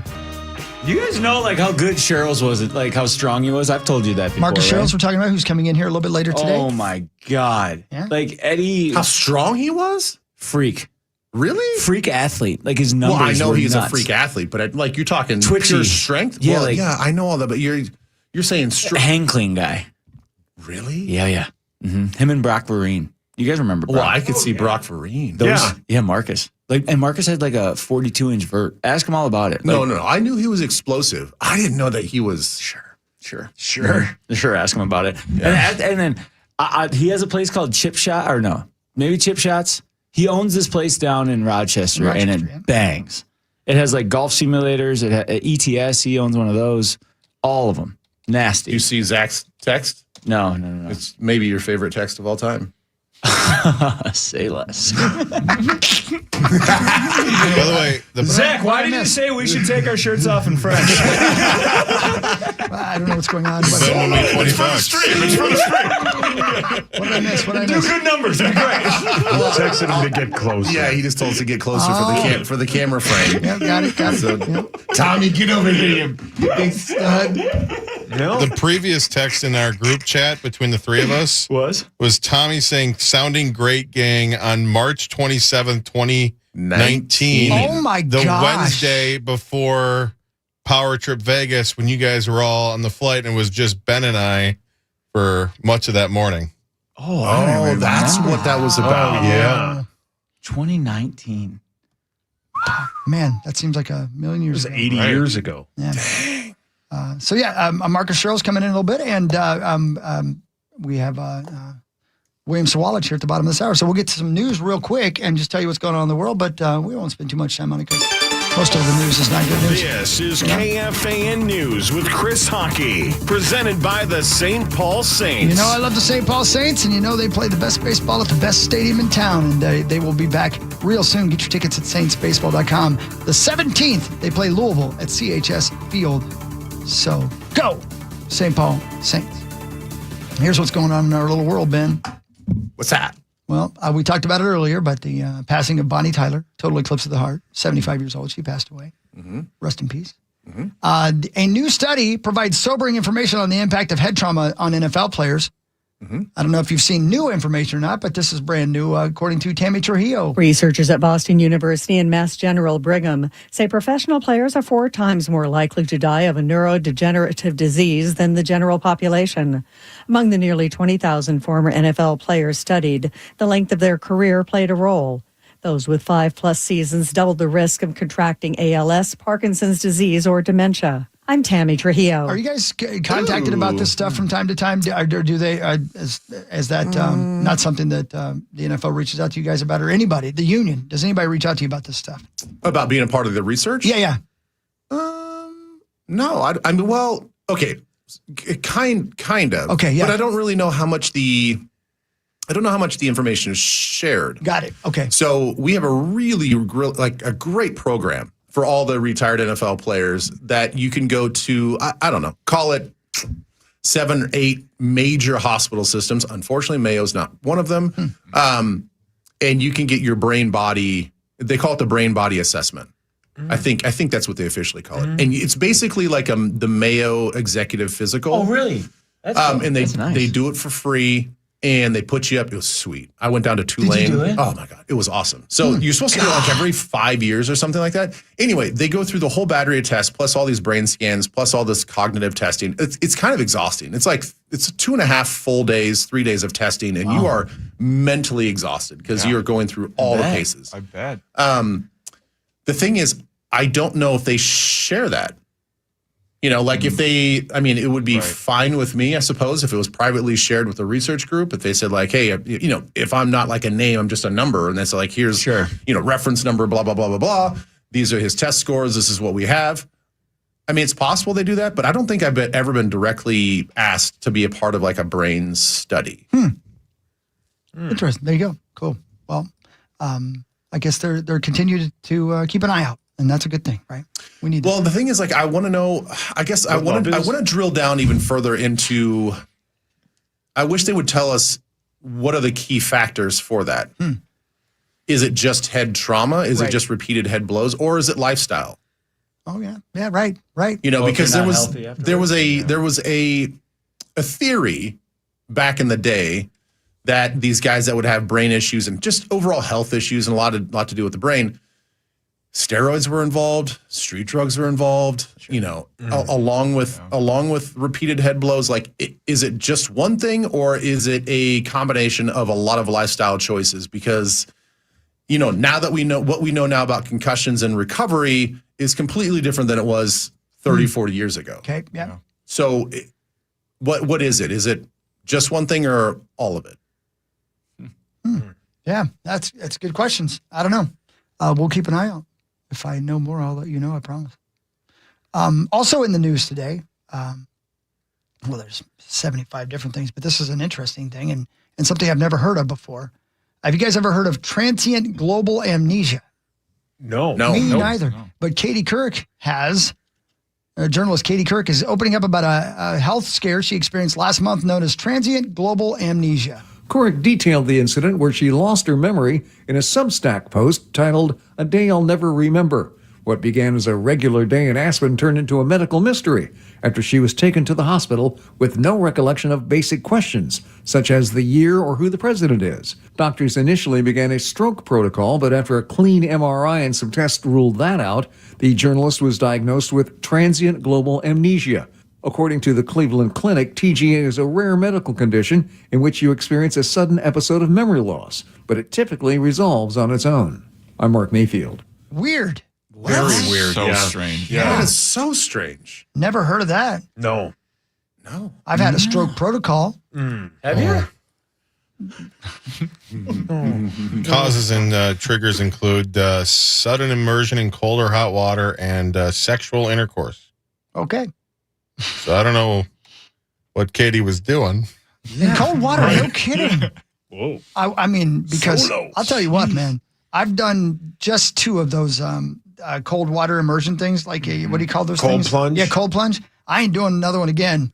I almost lost my penis, let alone my memory. Really? You know what I mean? Like, oh my gosh. Prove it. All the way up in there, man. I tell you what. Yep. I'm not a fan. Yep. Apparently, it's good for your testosterone. That's what they tell me. Yeah, it's very good for you. The last thing I need is more testosterone. Your mic's on. Hold on 1 second. Hold on. What now? Yeah, Before practice, we'd go get a bag of ice and we'd sit on it and like put your balls on. Why? Because it's boost your testosterone before practice. Like, that's what we did. I know that, honey. We did. It was great. Nick Rawlis, now the defensive coordinator for the Cardinals. I don't know if he wants you to say.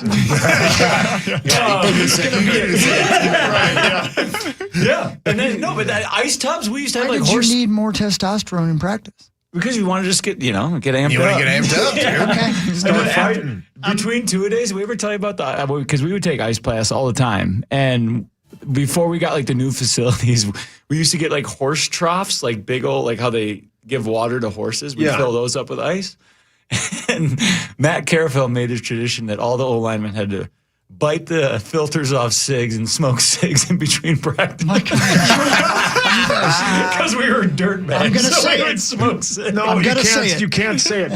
So to be tough, you would smoke cigarettes. unfiltered Bite the cigarettes. filters off, spit them off, throw a big old chew in, and then throw a cig in, and That then is- hop in. My God. I mean, that This is Montemita, right? This is at the Ghost. Okay. my God. Yeah. A couple things. We got to go to break, number 1. Number 2, Marcus Sherrills is here. Maxwell, would you go down and get him, please? Yes, sir. Number 3, we have William Sawalich at the bottom of this hour, so it'll be a short sports segment coming up here in just a moment. We'll talk NASCAR with William, and we'll have Marcus Sherrills and Tommy and Ben are here. So there's a million things going on. I gotta go. I love you. You gotta go now? Yeah, I have to go to work. Yeah. Oh, I'm sorry. my I'm Toms. sorry. I love you guys. Just tell me. You're a sweatshirt guy. How dare you? I got abs now. Yeah, but you don't know why. You were a sweatshirt guy when you're Big Papa Pump. Nowadays, you'd be fighting for a jersey. Okay, I'm in. No, you're a sweatshirt guy. I don't mind. I'll take what I can get. You're a guarantee. I am. All right, we're right back. pretty Cast much. down. Patrick Morris. I love you, Tommy. Bye, buddy. The Fan. Hey, it's Chris Hockey, the Power Trip Morning Show. It's a big old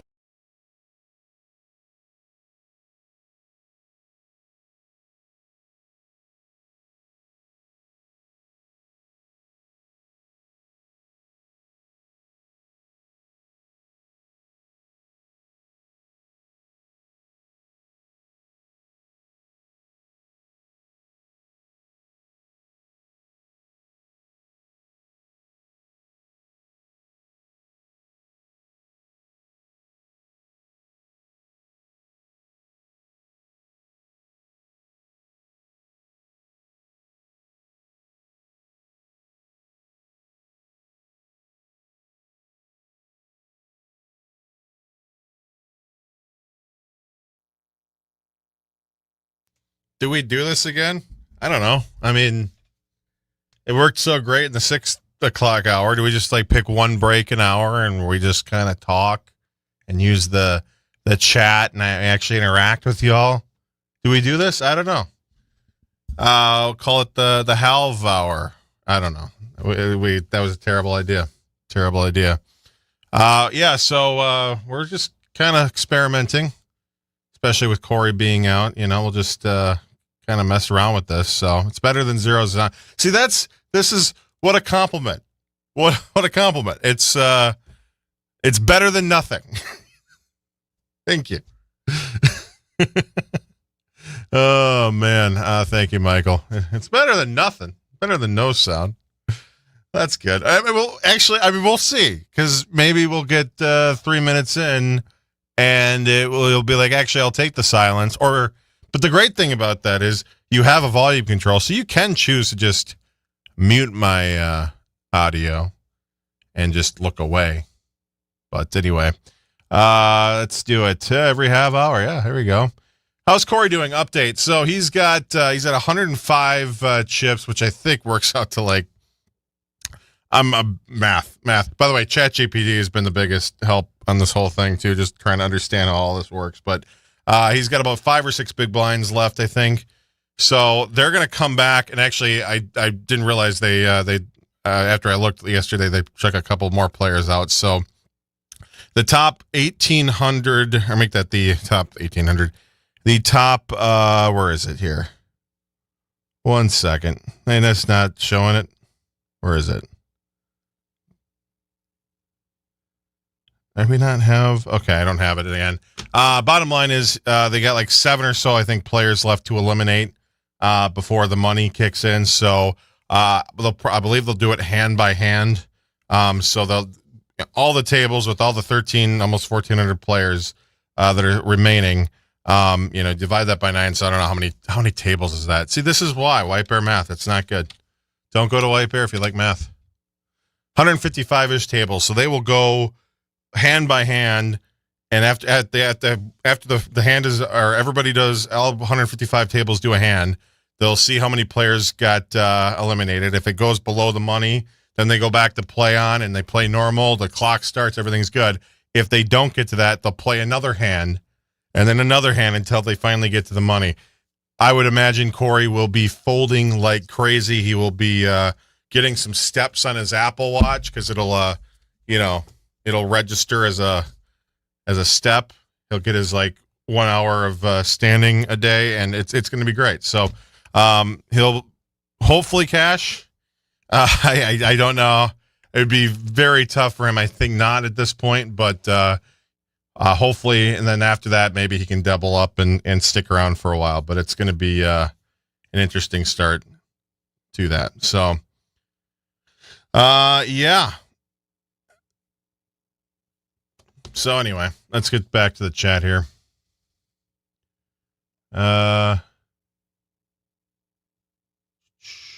Corey being gone was great for fair food. Yeah, Corey doesn't really wouldn't have. I don't really like. Actually, I literally owe for everything on the fair foods. I'm not a good. I'm just too picky. I'm an idiot. I suck. I wish I liked more. Thank you. Get it sponsored. That's not a bad. Marketing at KFAN.com. Let's get this sponsored. Dulcet tones. Thank you. White Bear math. It's great. Way better than vast nothingness of commercials. Working on that. We're trying to find something that's not going to get flagged and all that. When is Halvey Fest happening again? That's a great question. I don't know. We got to bring that back. Should we do like a winter Halvey Fest? Yeah, let's do a winter Halvey Fest.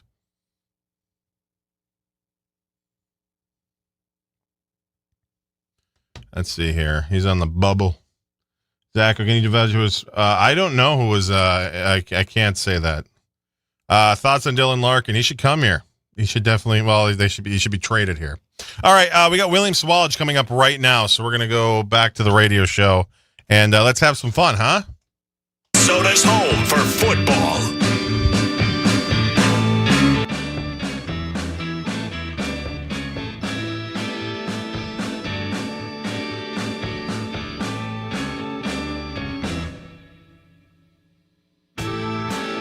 All right, it's all happening. Tommy's on his way out.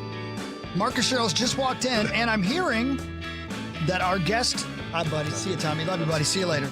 I'm hearing that our guest, our NASCAR friend, William Sawallich, is already there with us right now. So a lot's going on. We'll bring in Marcus Sherrill's in a moment. But William Sawallich, how are you, my friend? Good to see you. What's up, boys? How are you? How are you? Welcome back to the Power Trip Morning Show. Ben Lieber's here, Cast of Thousands. We're all here, and glad to have you on as always. Thanks to our friends at Starkey, and don't forget to go to starkey.com, and you can get a free hearing test on there and find out more about all their great ways to make your life better and make your hearing better as well.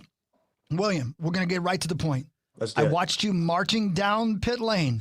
I wasn't sure if you were going to go fight somebody or what, but I know you had some words with your teammate after he spun you into the infield. You had to go to the infield care center. Looks like you're 100% fine. Tell me about what happened and tell me about your conversation with Brent Cruz on pit row.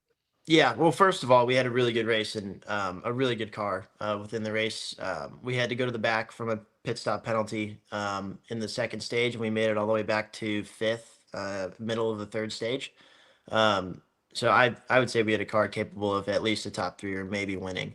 So that was a good shot to get some points back. And then just had an incident with a teammate and, kind of a racing incident. And it just was the worst time for that to happen, because of our point situation. So now we're a little farther out of the playoffs. So we got some good work to do coming up in the next 4 races. But yeah, I obviously had a conversation with him after the race, and we had meetings about it on Monday, and so it's all smoothed over, and we should be ready to rip. Interesting, Ben. Did you hear that? After the race is over, they get back to the shop, and their teammates. So everybody got to pull them together, make sure everything's okay. I'm looking at the incident on my screen right now, Ben. If you want to turn around and look, he just got into the left rear quarter panel of you, right below the Unreal signature there, and just tapped you a little bit. Was it a rookie mistake on his part? Is that what you would say?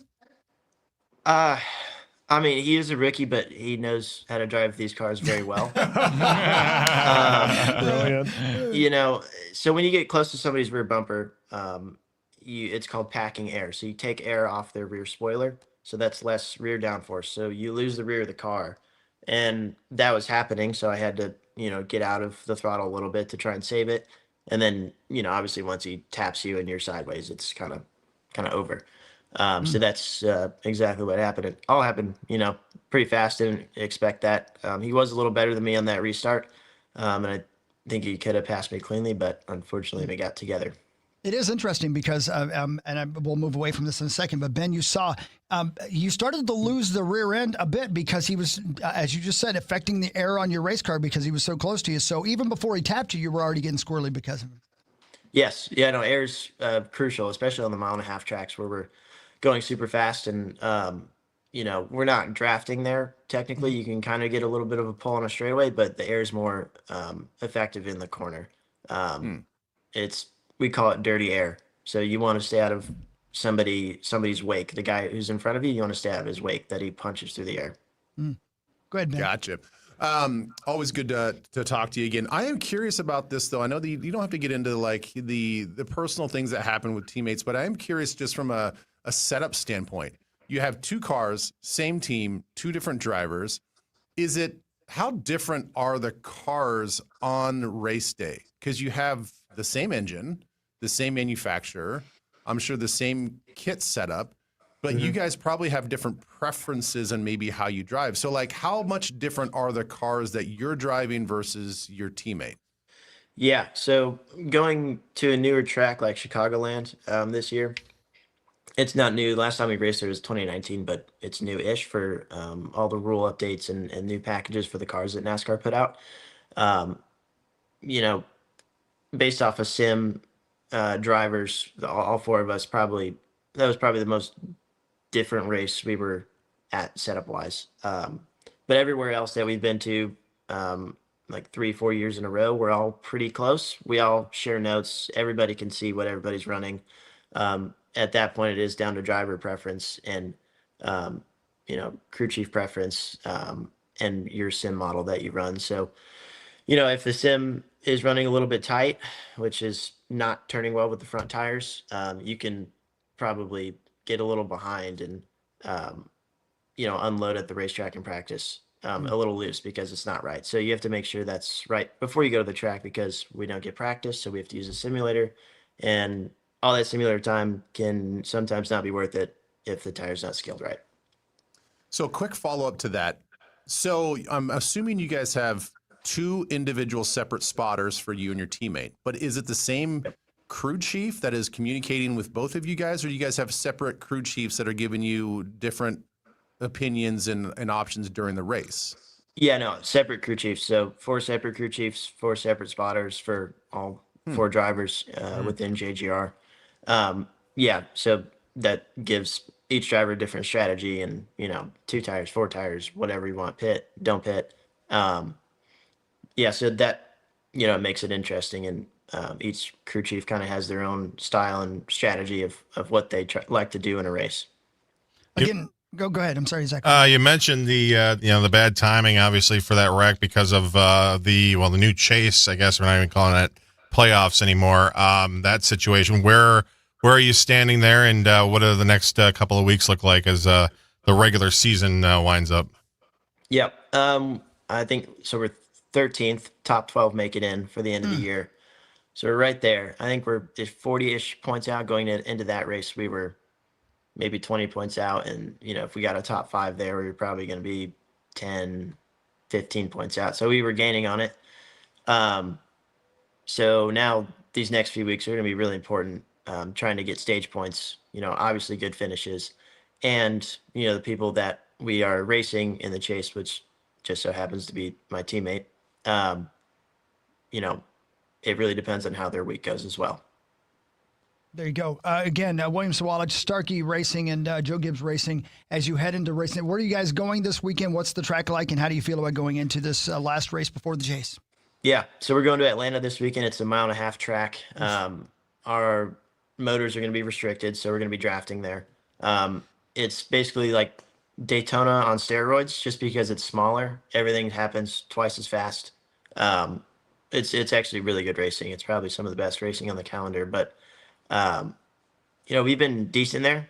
We can be better. We spent a lot of time on the simulator trying to prepare for this race, and so I think we're going to go capitalize on what we can.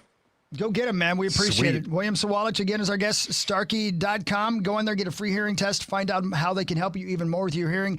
Also, get to know William Sawalich, O'Reilly Racing series in NASCAR.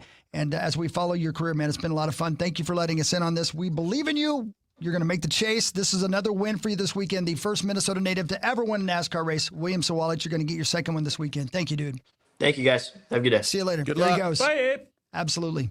Man, that must be awkward to walk into the, the office on Monday, and the guy who spun you out, who, by the way, he said it there, but in case you missed it, the guy who's in 12th in points is the guy who spun him last week, who's also his teammate.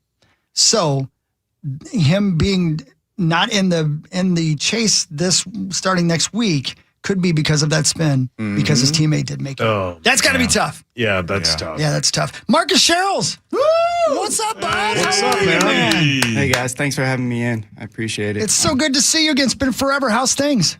Pretty good. Yeah, I'm still living in Minnesota, staying busy, playing a lot of pickleball, learning how to golf, and just living life. Man. Yeah, it's amazing. I'm going to ask you to do. Can can you get a little closer to me? Because, we have to get ready for we have to be prepared you're on for this camera now. Yeah, you gotta scoot Everything's on over camera there. now. So You gotta scoot over there. There you go. Scoot Gotta over. We around. don't be shoulder to shoulder. I don't have to smell your breath, but we listen, got to be a little close. Yeah, teammates, right? You got I to know. be close It's to each crazy. other. It is crazy though that I was looking back and I'm like, I know that we crossed over, but I think it was only the 1 year, only 2010. Yeah. And was that a practice squad year for you? It was. I got called up the very last game of this season. Yeah. Kind of as a Christmas reward. Right. There you go. Well, listen, we're very excited to have you here, Marcus. We're going to break and come back and get things started. But before we do, during this break, would you do me a favor? I know Tommy likes to set his chair all the way down on the floor, but it makes you look like Ben is a grown-up and you are sitting on So we're going to have you raise your chair as well during this break. But, man, thank you for coming in. We're going to talk about chip shots. Are we right? That's your spot? Is that your spot there in Rochester, chip shots? Correct. Yep. That's the name of it. We'll talk about that and so much more. So Ben Lieber, Marcus Sherrills are here, and the regular cast of thousands. We'll break and come right back. It's Power Trip Morning Show on The Fan. From the 1-800 Ask Gary Traffic Center.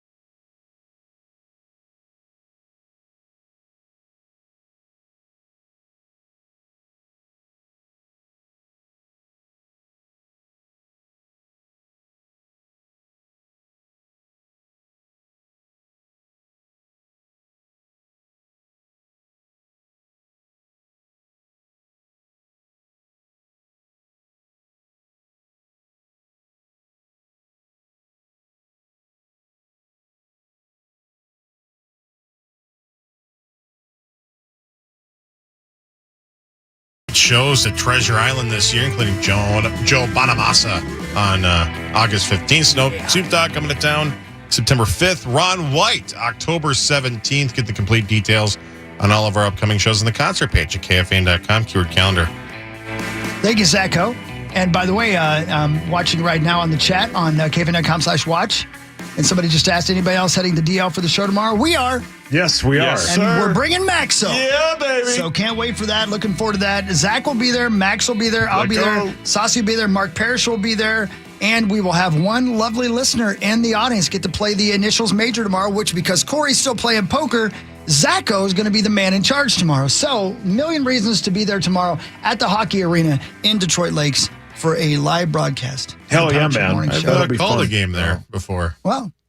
That's so it'll be sweet. my second broadcast in that rink. That's nice. Cool. Yeah. Go, Zacho. Yeah, they're redoing the place we normally broadcast from. Have you been there with us yeah. once, Ben? I can't remember. Did you ever go to Detroit Lakes with us? I did one time. Yeah, okay, there you go. Yeah, so they're redoing that pavilion, and it's the Water Carnival weekend, always a big thing, so we're excited about it. I had to shuffle some things around because apparently Corey can play poker. I didn't believe it, but apparently he can. Yeah. It's unbelievable, guys. What's the update, Zacho? You said if he makes it through today, he'll be in the money, or if just he makes it through the first, half hour, however long it takes to get through the last. I guess I looked it up here. 7 players actually remaining now before the money. So if he can outlast 7 other guys, he will make some money today. Well, good luck. Good luck. Good luck. Good luck. I believe in you. Tommy would win if that were the game. I didn't even want to go there, but yeah. I mean, I feel overwhelmed by all the things I heard during the last 2 breaks before our friend Marcus Sherrill's got here. For Vikings news on the Power Trip, presented by Radco. Truck Accessories Pro. Again, thanks for being here, man. We appreciate it very much. No, thanks for having me. I haven't seen a lot of faces in many years, especially Ben, and it's good to see him and everybody else too. So, of course, Marcus Sherrill, a former Viking, former Golden Gopher, and now has chip shots in Rochester, Minnesota, which we'll talk about a little bit about that, involved in ETS performance as well. But I guess let's just start right there. Where have you been? What's been going on since your last time putting on the purple? Yeah, I'm 5 years retired now from the NFL. Crazy, it's been 5 years. Still in one piece, luckily. My body's feeling good. Playing a lot of pickleball, learning how to golf, as I saw you at the charity golf event. Yep. I have 10 nieces, 1 nephew. They keep me busy. Wow. So full-time uncle duties, which is fun. Are they all local? Yeah, they're all around? Yeah, they're all in sports and activities, so it's like every night of the week if I want to go see them, and it's a lot of fun. But I'm living in Inver Grove and just enjoying life, traveling a little bit. Dang. How's the business life? Like you've got two businesses you're part of. What has that been like to sort of like use your brain power not for football but now for business? Yeah. So my first year out was COVID. Our boy Hugless. I don't know what just happened. I don't either. Yeah. You all right, Zacho? Sorry about that. Oh, okay, cool. Going audio. Somebody's Okay, got it go. He said our boy's Hugless. It was a time when Marcus was in. I believe that might have been a gentleman in Fort Wayne I'll tell you about a little bit later. Yeah, I'm sorry, you were saying about being a businessman. Go ahead. Yeah, so my first year retired from the NFL. It was the COVID year, so it was a little different. Trying to figure out, navigate life, figure out what I was going to do. Got approached multiple opportunities. Adam Thielen and I had always talked about opening an ETS in the locker room throughout our years, and then we finally did it. And then this chip shots came along, and we did that as well. So I'm learning a lot, ups and downs. It's a lot of work if you really want to put in, and it's in Rochester, so I commute a lot, which I enjoy. It's an easy drive, but it's been fun learning a lot, kind of the different side, getting away from athletics. So. Yeah, I find it so fascinating, like the whole business world, at least from where we came from, because obviously I think you develop the work ethic. I mean, the work ethic is there and the desire and the drive is there. But like, we weren't breaking down financial statements. We were thinking about marketing budgets and like what we're going to do for marketing and like just running a business. Like, I think it's so fascinating that you've gotten into it and you're already successful, which is great. Yeah, it's been a lot of fun, a lot of learning. I read a lot of books during COVID to kind of learn the business world, especially the restaurant world, which is, there's never a break. It's every day. There's so much turnover. But it's been fun. Like you Yeah, said. because I'm guessing when you say that Chip Shots obviously is a pickleball facility, but you have food and drinks available. Yep. as So well. we're a bar, restaurant, and golf simulators. We kind of moved away from the pickleball. ETS actually took over that space, which was nice, kind of a win-win for me. We wanted to focus more on golf and other things as pickleball was coming into the community, getting kind of oversaturated a little bit. But yeah. Are you a better golfer than Adam Thielen? Not even close. He might be might be one of the best golfers in the state. Yeah, he's that good. Yeah. Be nice if he came to Detroit Lakes with us, but I'll leave that alone. Yeah, I'm not gonna say anything I about think he's that. from there. That's what I've been told. Marcus, not only obviously a Golden Gopher, you go to the Vikings 2010 as an undrafted free agent. Just making the squad was a big deal. You did more than that. You stayed with the Vikings through 2018, then came back in 2019 as well. But it's not just that, okay? Here are the records you hold. Sweet. Vikings single season punt return average at 15.2 in 2013. Most punt return yards in a game, 119 in 2013. Most punt return touchdowns in a season, 2 in 2016. Most punt return touchdowns in a career, 5. First Vikings player to have 2 games of more than 100 yards in punt returns, and most special team touchdowns by any Viking in franchise history, tied with Cordero Patterson and Percy Harvin, 5. It wasn't just that you made the squad. That was a huge feat. You made the squad, and then you stuck around and became one of the Viking greats. Do you look back at your career and say, that's what I expected, or are you surprised by it? You know what I mean? Yeah, I kind of know what you mean. I look back, and I loved every second of it. I remember coming into rookie minicamp as a tryout kind of walk-on guy, and my name was spelled wrong on the depth chart. I wasn't even on the punt return list. I had to tell the coach I could catch punts, and that was Murphy back at the time, and he's like, yeah, whatever, go back there. And then I caught a few that day, and then the next day, everybody, the whole front office came out to watch me catch punts, and then they said they're thinking about signing me, and then 10 years later, I got 10 good years in, was lucky to have some good coaches and Coach Mike Prefer and some really good special teams units because we had a lot of starters who ended up playing special teams and kind of bought in and believed and actually weren't pouting about playing special teams, So. Well, I pouted sometimes. It's a unique thing. There's certain games or certain times during the season, I'm like, do I really have to do this right now? Like we're getting 75 snaps on defense. I don't know if I want to go cover this punt. My gosh. Special teams is so unique, like you guys just said, because a lot of you guys are the best players on your high school teams. You're not playing special teams. But then you get to the pros and you're like, well, I can make a good living doing this. And you took full advantage of it. What is, when you catch a punt, there's so much you have to focus on. You got to track the ball, you got to catch it. And then you got like 10 dudes running full speed at you. What makes that such a unique play? Like you said, there's so many dynamics to that play, especially as a punt returner. You got to look at wind, you got to look at right foot, left foot punter. You got to look at which way they're punting, how far they're going to punt. What's our scheme? Are we doubling the gunners? Am I going to have more time? Are we trying to block it where it's most likely a fair catch? But just with the repetitions, I became comfortable doing it, and I enjoyed it, and it was my niche, and it kept me in the NFL. So. Sweet. Why were you good at it? I think I'm not the biggest guy. I had to raise my chair next to Ben. That's a Tom. Yeah, thing. Tom drops his seat all the way down. Yeah. But I think quickness was one of my main attributes. Coach Prefer always told me I had to make the first guy miss, and I took pride in that. And I think I was one of the quicker players on our team and in the NFL at that time. 4.37 in the 40. That's flying. That is flying. Could you still do that? that, do you think? You still run a 4.37? Maybe a 5.37. Well, and Chris, I'll even say, to pump his tires a little bit, it's speed. I think speed on the football field, and just in general, it's more than just the straight line 40. It's the short area quickness. And I think that's, especially at that position, there's a lot of positions that value short area quickness more than vertical speed. And that's the thing that Marcus had was to make a guy miss, you have to move laterally in a twitchy fashion that it takes a certain amount of body mechanics. It's your eye movement, it's your shoulders, it's your hips. It could be a hip swivel. It could be just a pirouette with your feet. So it's not so much like, hey, I'm going to hit the hole and gas it and hit and use my 4.3 speed. It's more of the lateral movement, how well you can move in a 3-dimensional space. Like that's something that I think that you just had naturally. Like it's kind of hard to practice that, You can do your quick foot ladders and you can do your things, but like you just kind of had that knack, like you just, and I'm sure that you knew that, right? I mean, there was I know that you set guys up and you do all this other stuff, but like you just naturally had this short area quickness that I think a lot of people envy. Yeah, I think I was gifted from when I was young. I wasn't running anybody over, so I had to kind of get used to making people miss and figuring out angles and using my quickness and head bobs and different footwork. And I think that translated over from high school to college to the NFL.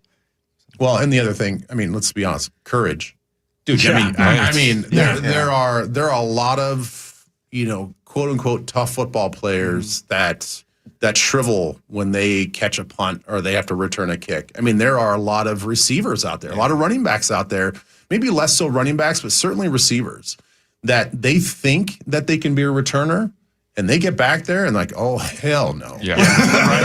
Right. Take me out. I got my eyes to the sky, and I saw you laid it out. You have 10 dudes barreling down, and the two guys on the outside want to take your head off. Yeah. And those are the fast, athletic guys out on the outside. And if they get past those double teams or those single blocks out there, they want to decleat you. Mm-hmm. And so you have to like catch a clean punt with all of that chaos going on and make a guy miss. Like, dude, that takes some bravery right there. Yeah, man. Yeah, it's not a position that a lot of guys volunteer for. The coaches are usually like, go catch punts or whatever. Like some of the best returners, Cordero and Percy, weren't big fans of punt returns, but they're two of the greatest of all time at kick returns, right? Yeah. And it's just a different skill set between kick and punt return. But yeah, you can always protect yourself with the fair catch. Yeah. But I've definitely taken my licks. I remember, you guys know TJ Watt. He used to play special teams his first year. He hit me so hard one time. I was like, oh, man. This guy's going to be good. And now he's like one of the best players. Is that the hardest you've been hit? Probably that, or I got hit in the helmet one time, and my helmet rolled like 15 yards. Yeah, what? That was pretty bad. It popped off. Do you remember who hit you? He doesn't remember any of it. I can't even told that it happened. Exactly. Yeah. It was against the Redskins. I don't remember the gunner's name. But yeah, he got me pretty good. On the flip side of that, Marcus, I mean, you obviously have a bunch of career highlights. Is there one particular play that you would say, like, this is my best? Like, this is the one that sticks with me? For sure. It was my first touchdown in the NFL. It was on my birthday at Detroit. Percy had just scored one, and then he came up to me. He's like, it's your turn now. And then I returned one, and that was probably my favorite moment. That's sweet. Yeah. That's again. Our guest is Marcus Sherrills, number 35 in your heart. Always a Minnesota Viking, a Golden Gopher as well. One game that sticks out to me, and I just looked it up, so I'm not pretending this was off the top of my head, but I do remember the game because it was such a huge thing. You weren't just a punt returner. You weren't just a kick returner. Obviously, you were a cornerback as well. How about the London game against was it the Browns, I believe? Or the Steelers. The Steelers. Yeah, that's right. Steelers. Yeah, the Steelers. I as I said, I looked it up and I X'd out of it. It wasn't just that you played that day. You had 10 tackles, including 9 solo tackles in that game. You had to be prepared every week to play cornerback. You weren't just a punt returner. But that game, when you got to show everybody what you could do at cornerback, did that lengthen your career a lot as well? It definitely did. I remember just because we had Antoine Winfield, and he wouldn't really practice a whole lot, so I'd get all of those nickel reps. So that was so good for my game and kind of developing myself. And we had great coaches, Joe Woods, you remember, he did a great job with me. But I remember that game was my first start, and I was so nervous the entire week. And you had to play against Antonio Brown, Emmanuel Sanders. Oh, man. And I was like, man. But but it worked out. It ended up being a fun game, and I enjoyed it. So. Who was the hardest guy you had to cover? Oh, I remember guarding Calvin Johnson, and I'm in my stance. Oh, God, what a size difference. His knees were literally at my helmet. I look back, I'm like, Harrison, we might need some help here. Wow. Yeah, I think that is the fascinating part of, like, you forget sometimes. It must be just the TV perspective, like how big some of these guys are, especially at certain positions. Like Hawk, I think you and I were talking in current times right now. Is it Mount Washington, the tight end for the Steelers? Yeah. dude, like I can't believe that's not a tackle. I can't believe that. I can't believe know. that's not an offensive lineman. And he's out there catching passes. I'm like, I wouldn't want to tackle that guy ever. No. Wasn't that what everybody says about Cam Newton? He's way bigger. He's way bigger than you think he is. Yeah. Enormous. Yeah, I remember tackling Cam once, and my shoulder was completely numb. Oh, and then I had to go catch a punt. I'm like, I'm fair catch. Arm was a little lower on the fair catch. Had to prop it up with the.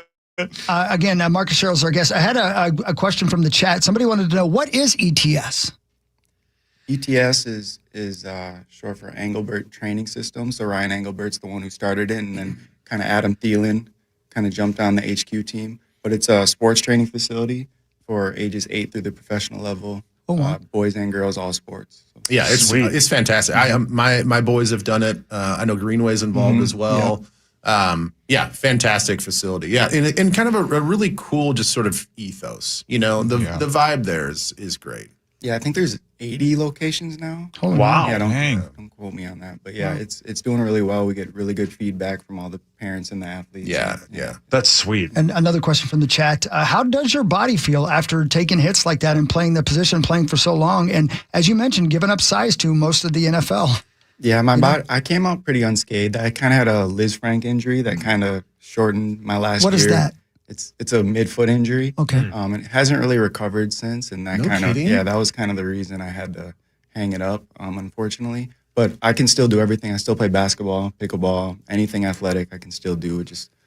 I just wouldn't be able to play football anymore. Did you have surgery on it or no? No, I did not. Is that probably the reason why it hasn't healed completely? Maybe. I'm not even sure. Yeah. Well, you can always do radio. That's what Ben does. He does. Yeah. He still looks like he could play, but you don't have to. Yeah, Liz Frank does not mind either. Yeah, exactly. Marcus, can you stick around, man? Of course. Oh, good. I'm so glad. Again, Marcus Sherrills, Ben Lieber, Maxo, Zaxo, Saucy's over there. I'm here as well. Corey's still playing poker. We'll keep you updated on that. And Detroit Lakes, we're coming to see you tomorrow. So all that and more with Marcus Sherrills after this. Power Trip Morning Show on the Fan.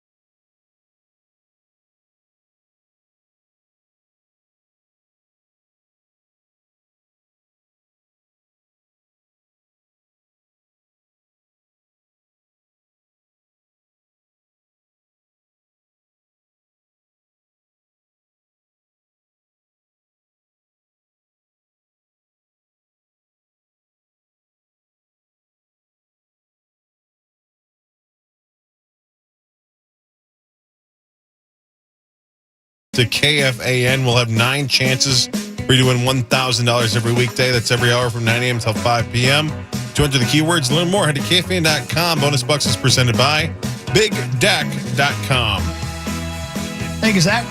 Welcome back, Power Trip Morning Show. Marcus Sherrills is our guest in studio. Ben Lieber's over there as well with Max and Meat Sauce.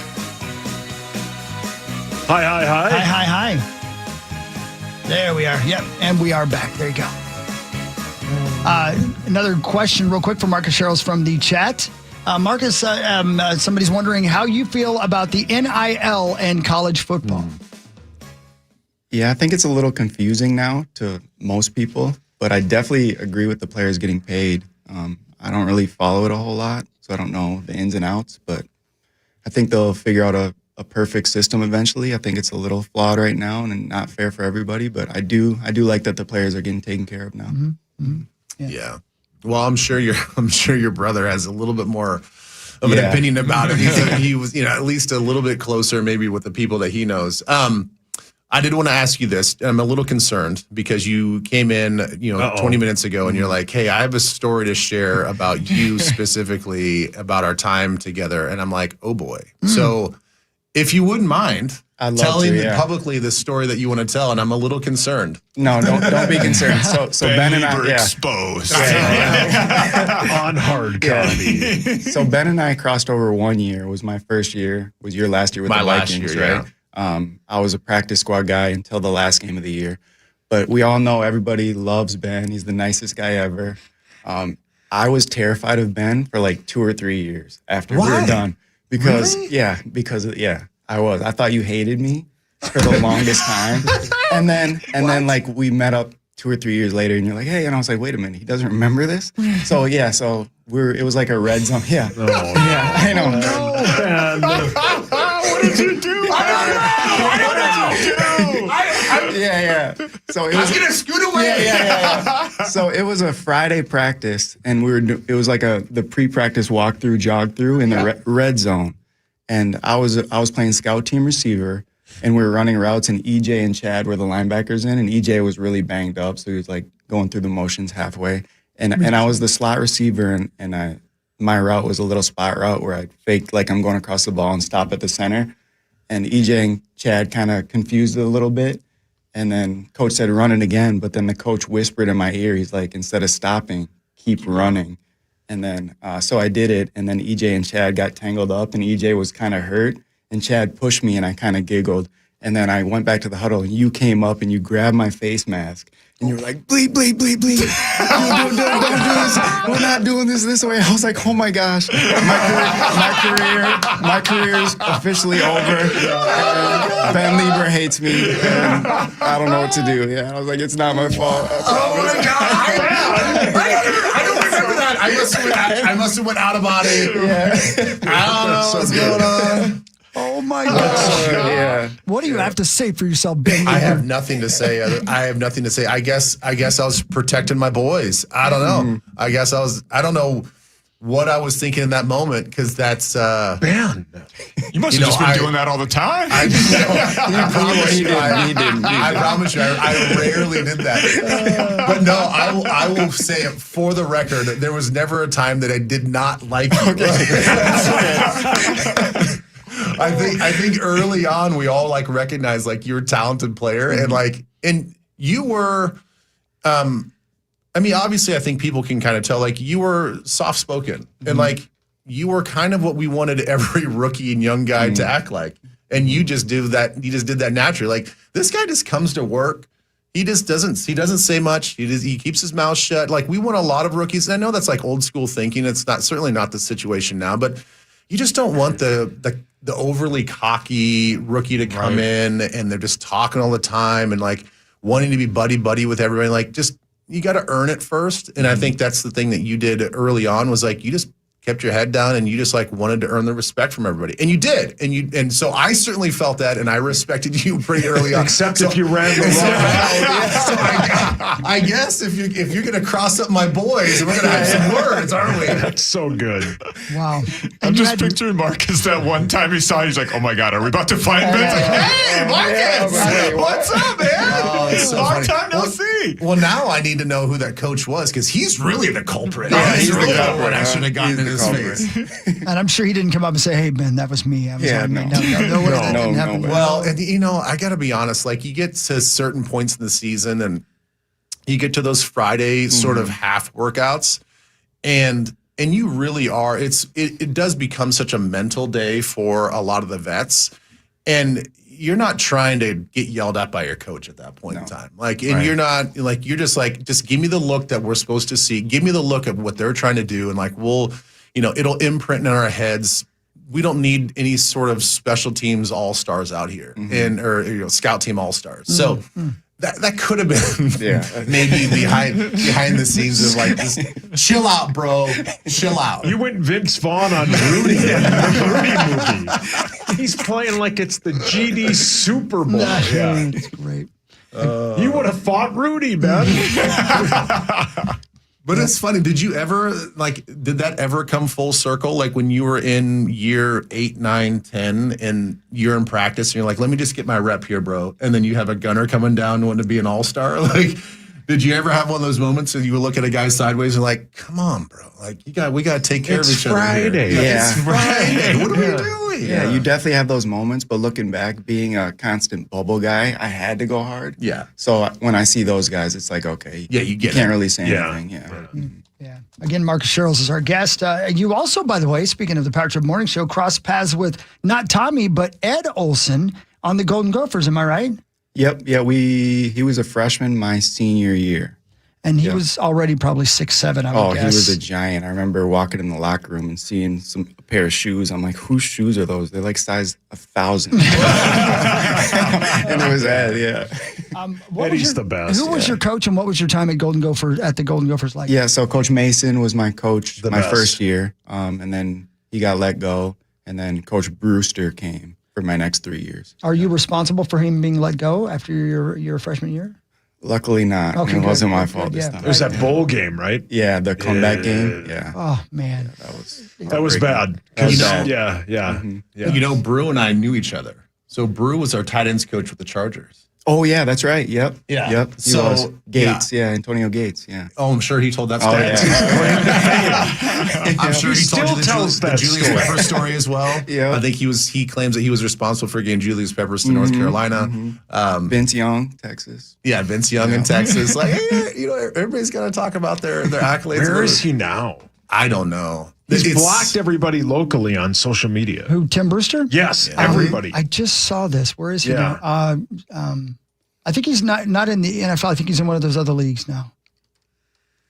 Yeah, it was interesting because you see all these guys sort of, and I'm sure you saw it too, Mark. It's like people get elevated to higher positions and all this stuff, and they feel like they have to act a certain way, and it's so interesting because when he came here with Minnesota, I started hearing these stories about how he was like running his program, and I was like, some of that checks out because he's kind of a fiery guy, but I'm like. Brew was like, he would have us over to his house and like we'd be sitting by his pool and hanging out. Like it was just kind of bizarre to hear some of these negative stories because I'm like, that's not the Brew I knew, in San Diego. That's how Power Trip listeners are feeling hearing your story. That's not the best It's funny. Touche. Marcus, you also had an interesting career at the Gophers because you played at the Metrodome and then played the first season ever at TCF Bank Stadium. What was that like? Oh, it was fun. Yeah, I came in as a walk-on with Mason. I was a wide receiver. They didn't even give me gloves the first day. I remember I was like, I can't catch the ball. And then Brewster came in and he kind of, my third year, he moved me to corner and he kind of explained why I'd have a better chance at making the NFL or his little spiel. But the Metrodome was so much different than TCF. Just playing outside and being back on campus was electric. I think we played Air Force at night our very first game. That's right. And it was so fun. And you won 20-13. We won. Yeah. That was Adam Weber, Eric Decker. I mean, that was. I know you guys. I think you went 6 and 7. It says here, but I remember that squad very well, and I remember that season. What a fun thing to be in that outdoor stadium. Yeah, it was a lot of fun. We had a lot of really good players, good teammates, and just good guys in general. Mm-hmm. What was because earlier today, even when I was getting ready to come on, you guys were talking about high school football and just kind of reminiscing. What was your recruiting story? Like, how did you get from Rochester to the Gophers? What was that like? Yeah, so I was a running back in high school. We didn't have receivers in our conference or DBs really. It was all like wing T. Yeah. So it was pounded football. I got recruited Division II. NDSU was recruiting me for a little bit, and then they switched coaches and kind of fell off. But I remember my brother walked onto the Gophers, and I asked him straight up, and I said, "Do you think I could play at that level?" And he's like, "Absolutely." And from there on, I made my decision that I was going to walk on and give it a shot. So. Yeah, and by the way, a very good running back in high school. Like I know you, I believe your senior season says here you guys went 5-4, but you were a 1,000-yard rusher, rushed for 100 yards or more in 7 of 9 games for the Rockets in your senior year. That's pretty damn good, man. Yeah, well, I got the ball 99% of the time, so I hope I'd have 1,000 yards. You were the offense. Yeah, don't look at his yards per carry. That's great. 1,000 carries for 1,000 yards. Again, Marcus Sherrills is our guest. We'll hit this real quick. It's time for Fan 5 on the Power Trip. Brought to you by the St. Paul Saints. Thank you, St. Paul Saints. SaintsBaseball.com. They'll be back on the 17th playing baseball down in St. Paul. Your Twins are 1 win away from being back at 500. They are 46-47. They won in a walk-off last night against the Guardians. They won 6-5. Same 2 teams today at 12:40. Bailey Ober makes his return.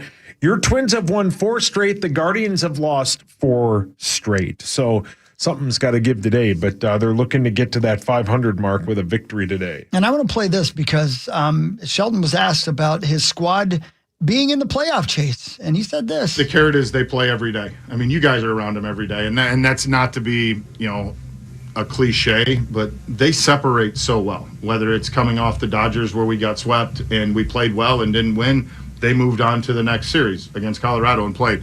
The one thing I really appreciate about this group is they go day to day, and right now there's a lot of time left, but the fact that we're playing good baseball I think is really important. I love Shelton. Same. Don't you just love him? Yeah. You're a baseball fan, Marcus?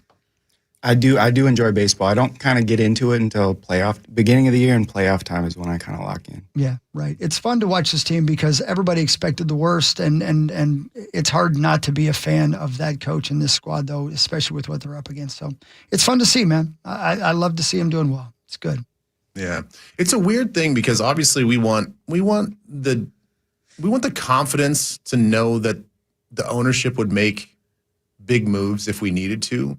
And that's certainly not the case. No. But I think that everybody around here, at least I do, I just appreciate their grittiness.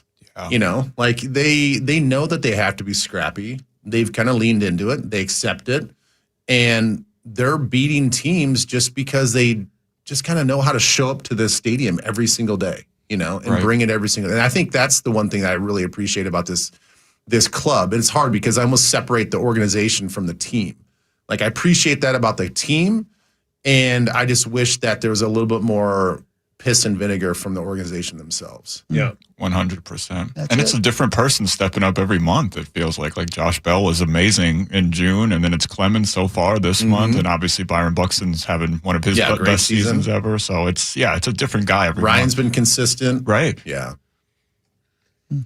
Yeah, it's going to be interesting because the trade deadline is like 3.5 weeks from today. And when we had Bonus on, Bonus is like they got a couple guys on 1-year contracts that they will probably trade, but their trade deadline edition might be adding Walker Jenkins to the team in right or left field.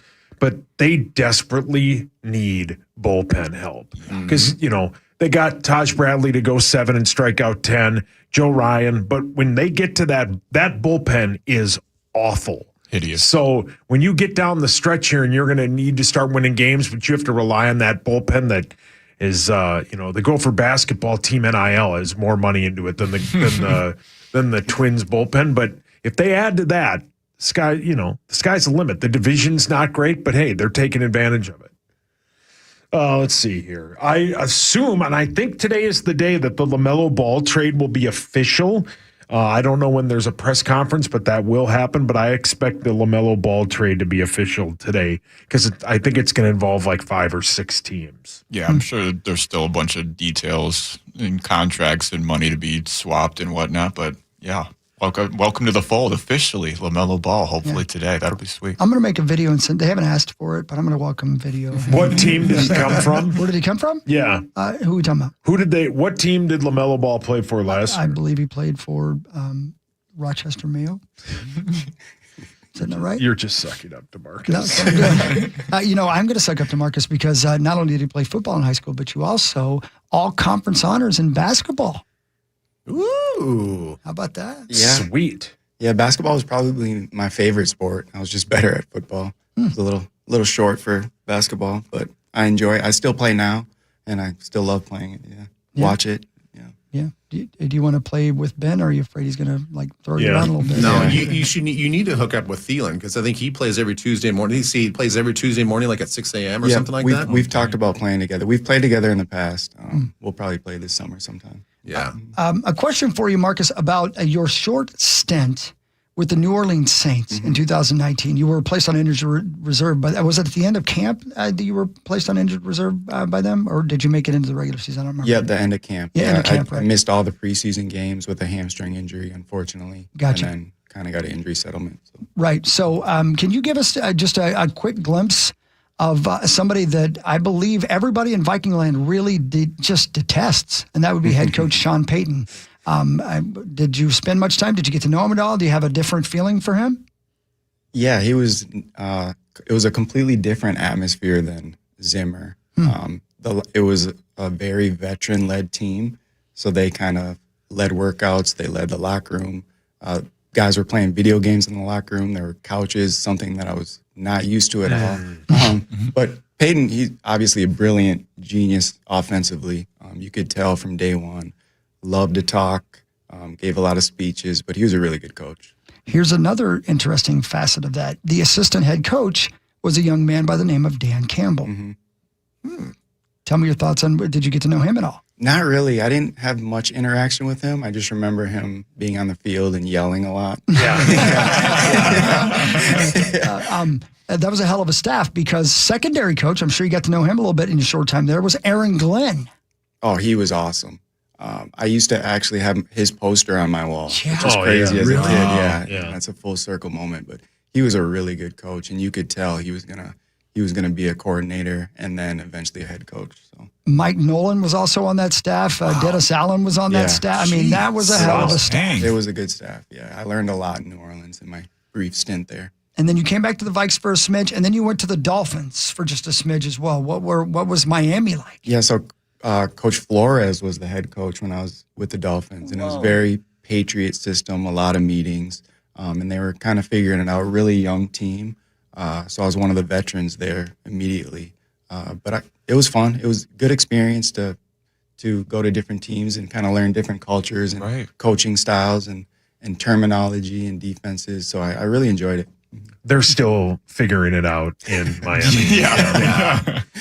So when you were in Miami, did you go through training camp and all that stuff? No? Nope. It was halfway through the season they picked me up. Okay.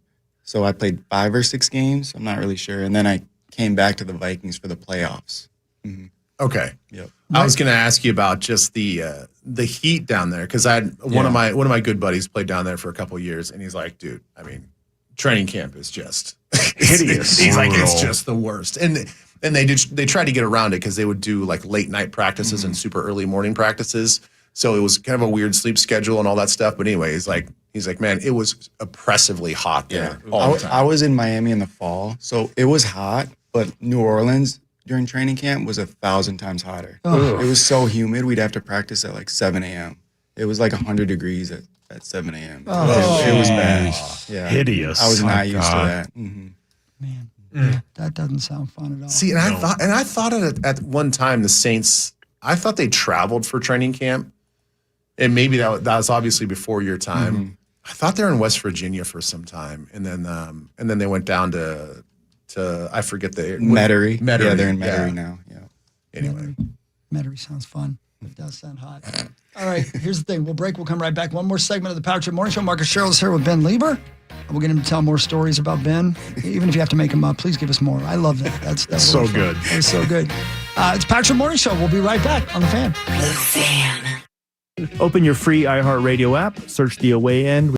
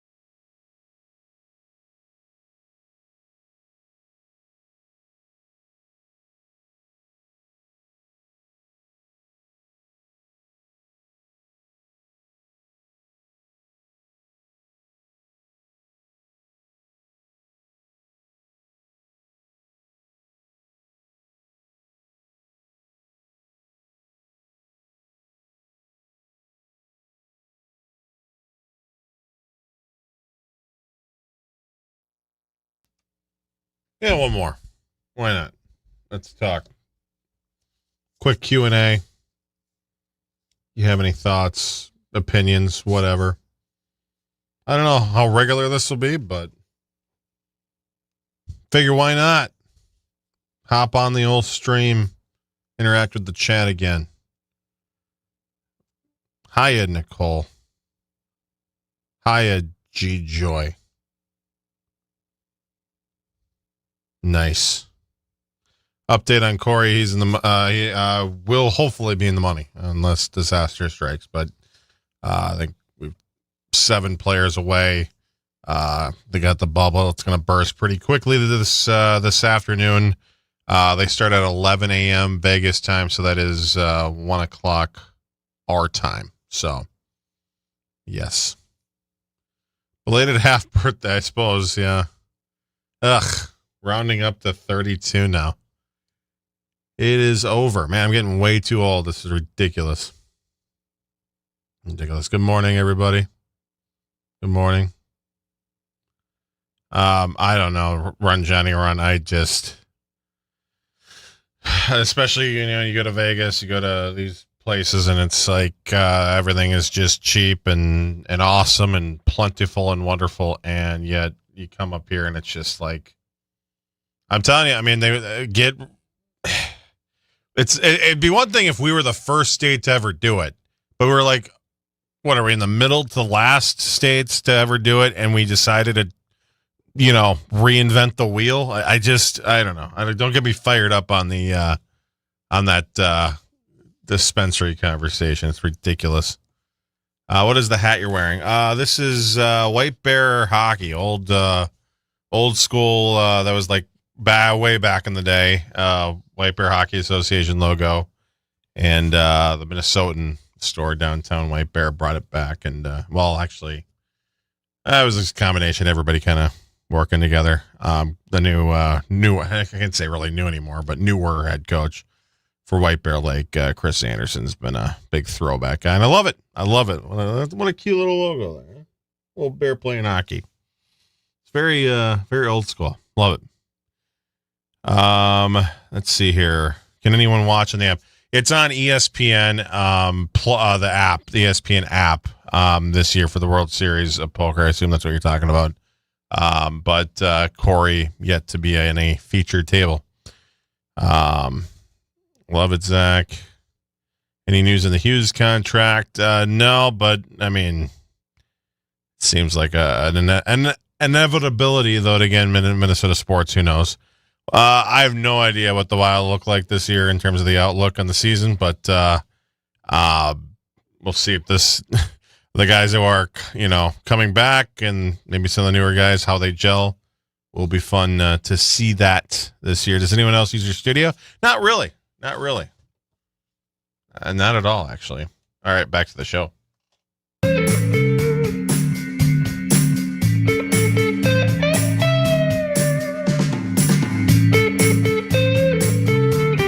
Final segment. Welcome back. Power Trip Morning Show. Ben Lieber, Marcus Sherrills in the main studio.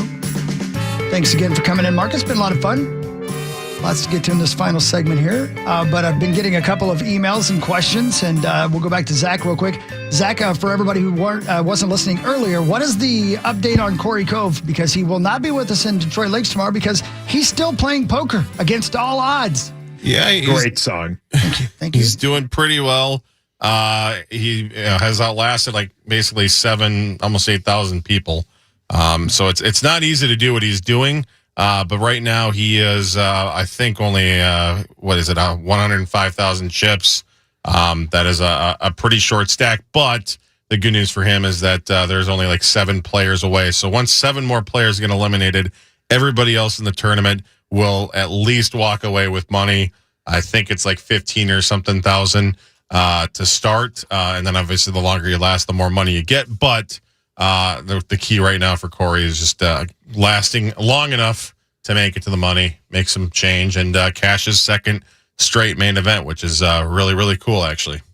There you go. So, see, Ben, he does know how to play poker, apparently. Yeah, Ben. Yeah, you guys all doubted him. Yeah, I did. Yeah, we have. I think there was one year he went out on the first day. Yeah. It's still luck. We had a good laugh. It's all at just that, luck. Yeah. So when did they start playing again? Do you know? Obviously 11 a.m., I believe, Vegas time, so that'd be 1 o'clock our time. Gotcha. So he will not be with us in Detroit Lakes tomorrow because there's no way he could get back in time, even if he gets out on the first hand. So Maxo's going to Detroit Lakes with us for tomorrow's morning's broadcast in Detroit Lakes at Water Carnival. It will be a major. Zach's going to be conducting the initials game. It'll be Perry, Meat Sauce, myself, Maxo, and a lovely listener. So please join us at the hockey place. It just dawned on me. Are you able to go at 4 p.m. today? Because NBA Summer League starts today. Yeah, I'll be driving and watching that and texting at the same time. Okay. It's going to be great. So you will be paying attention. That's, of course, obviously. You love NBA Summer League. You know I do. Yeah. Marcus Sherrills, where were you and what were your memories of the Minneapolis Miracle? Oh, man.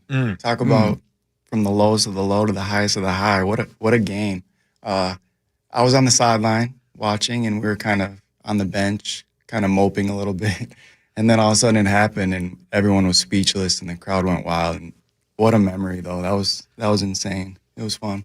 Yeah. You know, I know this is probably a hard question to answer and kind of off the cuff, but when you look back on it, how would you describe just what you thought the NFL was when you were in college to what the reality was when you got there?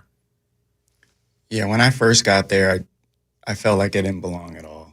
I had no idea the culture. And I remember my locker was next to Brett Favre's. Yeah. And when he came back, my locker was cleared out, and I thought I got cut.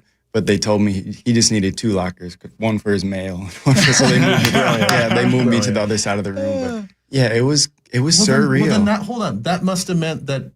So then we were locker mates, locker neighbors, because it was me. Yeah. And then to the left of me was the left of me was somebody else. Then it was Percy.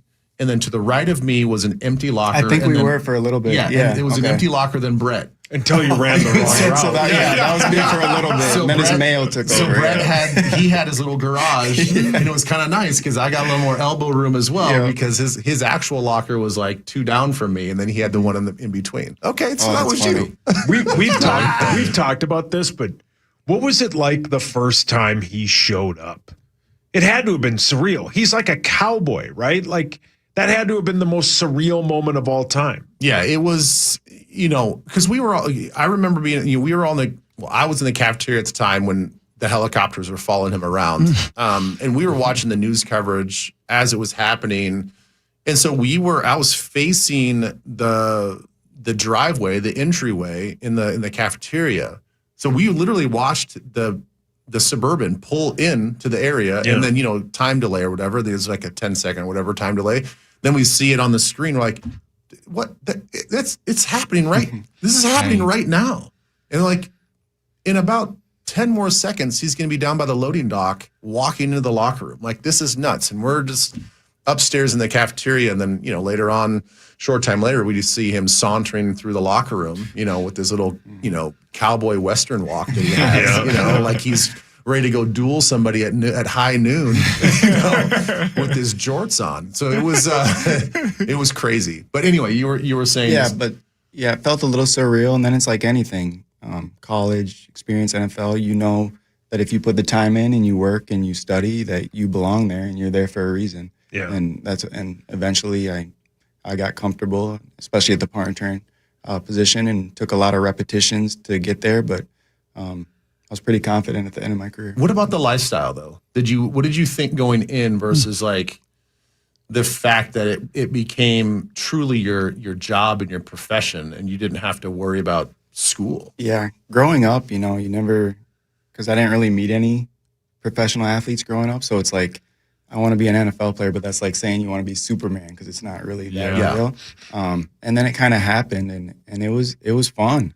The opportunities you get to give back, especially with children and kids and stuff like that, and then living the life, playing a sport you've played your whole time growing up and through high school and college, and it's a lot of fun. So. Yeah. Yeah. Again, Marcus Jones was our guest. You talked about being, kicked out of your locker by Brett Favre, but how about your first career sack? Do you remember who your first career sack was against? I do. I get this question a lot. It was Aaron Rodgers. No way. It was like a millimeter behind the line of scrimmage, so I didn't even know until after the game. but it counted. That's a pretty cool thing. Yeah, they all count. Yeah, they all count. Yeah, tell me about that play if you remember it.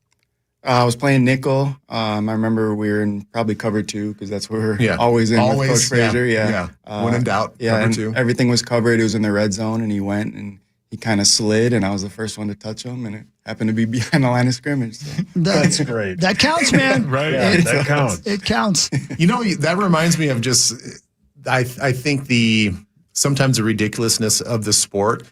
So Leslie we were always in Tampa too. Mm-hmm. Like that was, if there was ever a time in a game where it was a little bit of crunch time, and let's say they're breaking the huddle, we still haven't got our call yet. I mean, when in doubt, if you're the green dot guy, just call Tampa 2, right? It's just called 2. The thing that I thought was so interesting about it is, every offense and defense has, they have actual verbal audibles, and you have code words for certain things and certain coverages. Everybody in the league knew what Tampa 2 was. Like it is a fundamental philosophy, defensive philosophy that is, been around for years, and it's literally called Tampa 2. Mm-hmm. So what do you think our code word was on the field? Tampa. And I always thought it was such a ridiculous thing that we would look around and we wouldn't be huddled or even a muddle huddle. It would just be yelling out to everybody on the field because the offense is coming up to the line of scrimmage, and we're like, Tampa, Tampa, Tampa. I'm like, well, we're not changing them. Like, they know what we're doing. Like, I always like, can we change up our code words here? Call it Cobra. I don't know. Right. Call it something that's not Tampa 2. The quarterback's going to walk. He's like, well, I don't have to break down what the safeties are doing at all. You ain't got to be Peyton Manning to diagnose that you one. don't have to be Peyton Manning. You're going to be the dumbest dude out there. Like, well, they're playing Tampa 2 right now. Marcus, this is something you may have never heard before. Maybe you didn't get a chance to ever go back and listen to this, but here's Paul Allen calling a 70-yard punt return from Marcus Sherrills. Snap to Hawk, nondescript rush, and a high, booming punt by the second-year punter drives Marcus back to the 8. He heads to the right side, gets the 10 to the 15 to the 20, 25, 30. Marcus Sherrills in front of his bench, angles to the 50. Marcus to the 40, cuts to the left to the 30, and he's tripped up at the 23. Longest punt return for the Minnesota Vikings since 2016. It's a 70-yard return by main man Marcus. That's so good. I know this is weird and probably not, but do you have any memory of that individual play? Was that the Dolphins game? It was the Dolphins. Yeah. That's exactly right. I remember yes. that. And so their special teams coordinator, Coach Crossman, was down there when I went down there, and we kind of joked about me returning that play on them. But yeah, that was fun. And PA is the best. He's another guy that's always been in my corner, always treated me nicely and with respect. So yeah. Who tripped you up? Do you have any memory of that? Was it Walt? I don't remember. No, yeah. I've got to believe you thought you had that touchdown, didn't you? I did. I was pretty frustrated. I was frustrated after that. Yeah. So I was never fortunate enough to be in this position, but you sometimes see it on NFL highlights when you're breaking through. Let's say you get through the main part of the return. Did you ever look at the jumbotron? I did not. No, I did not. No, because I didn't have like the speed. The long speed, like the 100-yard dash guys. Yeah. So my legs were cramping up, and I was just trying to get there. Yeah. Well, speaking of that, in a preseason game, admittedly, but you returned a 109-yard kickoff return against the Titans in preseason in 2013. Talk about legs cramping up. Oh, yeah. I needed probably a week to recover after that one. That was tough. But no, I remember that. That was so fun. I think it was the one right after halftime. It doesn't say on the story that I'm reading right now. It was our last preseason game, and then it kind of solidified me making the team that year. That's sweet. So, yeah. Wow, 109-yard kickoff return. My goodness. That means the back of your feet are standing out right on the edge of the end zone. Literally, yeah. Coach Preef was like, take anything out, and normally he'd get really angry unless you're Cordero and take that out. But yeah, we took a chance, and it worked. Good blocking scheme. Cordero did it in a game. Isn't it the long? Him and Cromartie have the two longest plays in NFL history. Yep, Cordero was allowed to most of the time until Zimmer said not to. But Preef always allowed Cordero to take anything out. God, he was so good. He's so good. He was so good. Yeah. You know what? That worked out well. Let's do another one. This is a punt return against the Saints on January 14th of 2018. Morstead in his 9th year from SMU takes a low snap. It's a high punt. Sherrills walks up to it, and main man Marcus gives it a try at the 25. Shakes a Saint, heads to the near side to the 35, breaks the tackle at the 40, and he's thrown down by the punter at the 44. Marcus Sherrills with a 20-yard return after a 44-yard punt. The punter. No, I'm just kidding. Yeah. That's usually a fine. So I got fined for getting tackled by the punter. Oh, no kidding. Really? I'm taken aback. Not really. I noticed, I guess I should say, the sound of the crowd when you started the break. Do you feel that? When you hear the crowd go like that? For sure. You definitely feel that mid-play. And then you have a chance at returning one. But the punter got me. But he did break his ribs. Oh, okay. We joked about that. Yeah. Thomas Morstead, really good. Did he really? Yeah, he did. On that play, and he had to finish the game. Yeah, he said he struggled to finish. Oh, he's still in the league, I think. Yeah, he's impressive. Punts for like the Giants. I'm pretty sure he's still in the league. I'm so glad you said that. Because he was the one guy that came up to you guys after the miracle. Like he got everybody back on the field when you still had to kick the extra point. Oh, no kidding. Yeah. Oh, yeah. Speaking of still on the team, you mentioned something earlier. I'm glad you said that, Saucy, because it brought it back to me.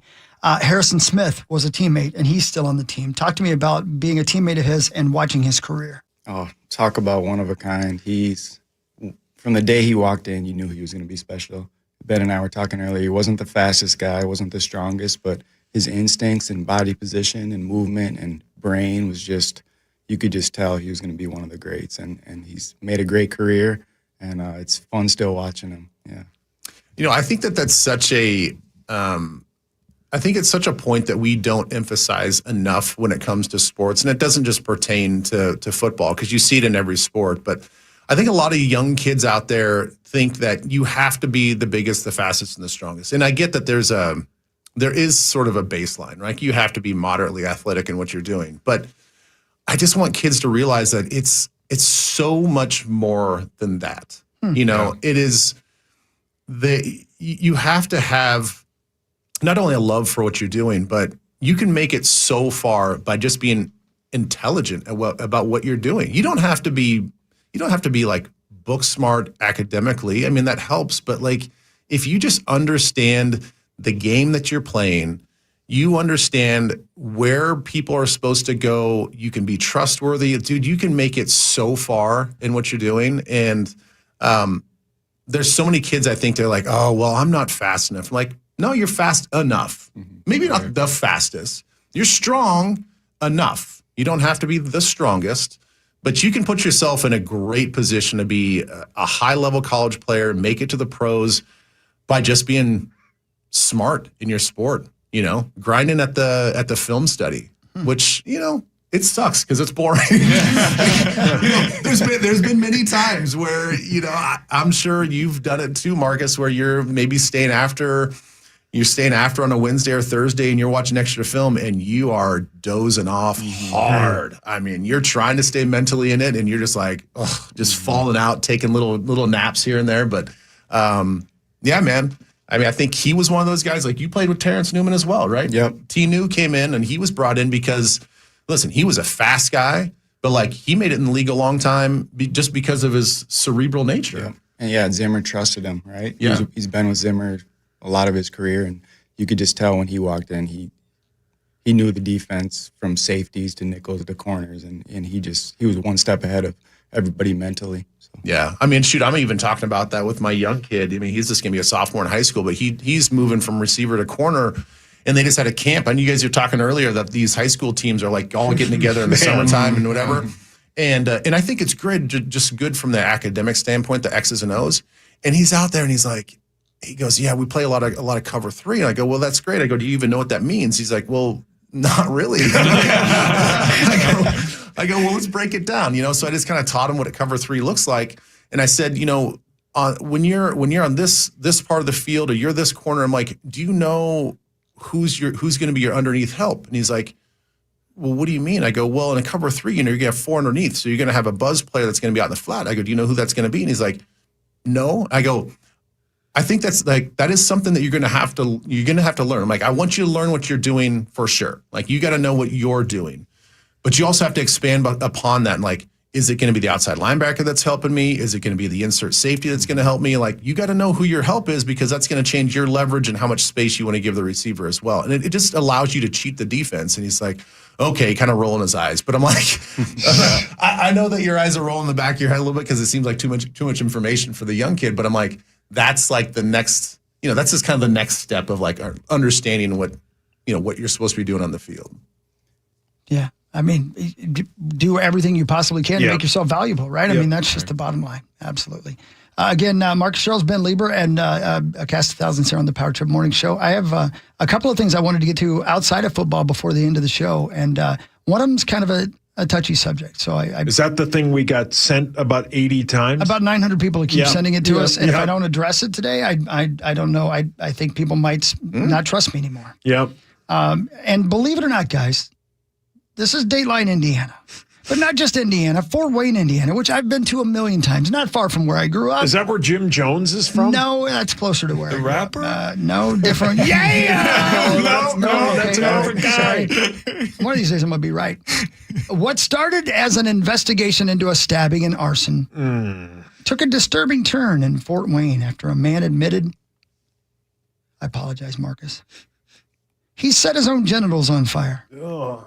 It's a true news story out of Fox 59 television, CBS. Did he rip the filters off a cigarette too, or what? That's a great point. I don't know. He set his genitals on fire. Yeah, not with Selsun Blue. Oh. On May 6th, the Fort Wayne Fire Department investigated a fire in a detached garage. Around the same time, police were responding to a reported stabbing.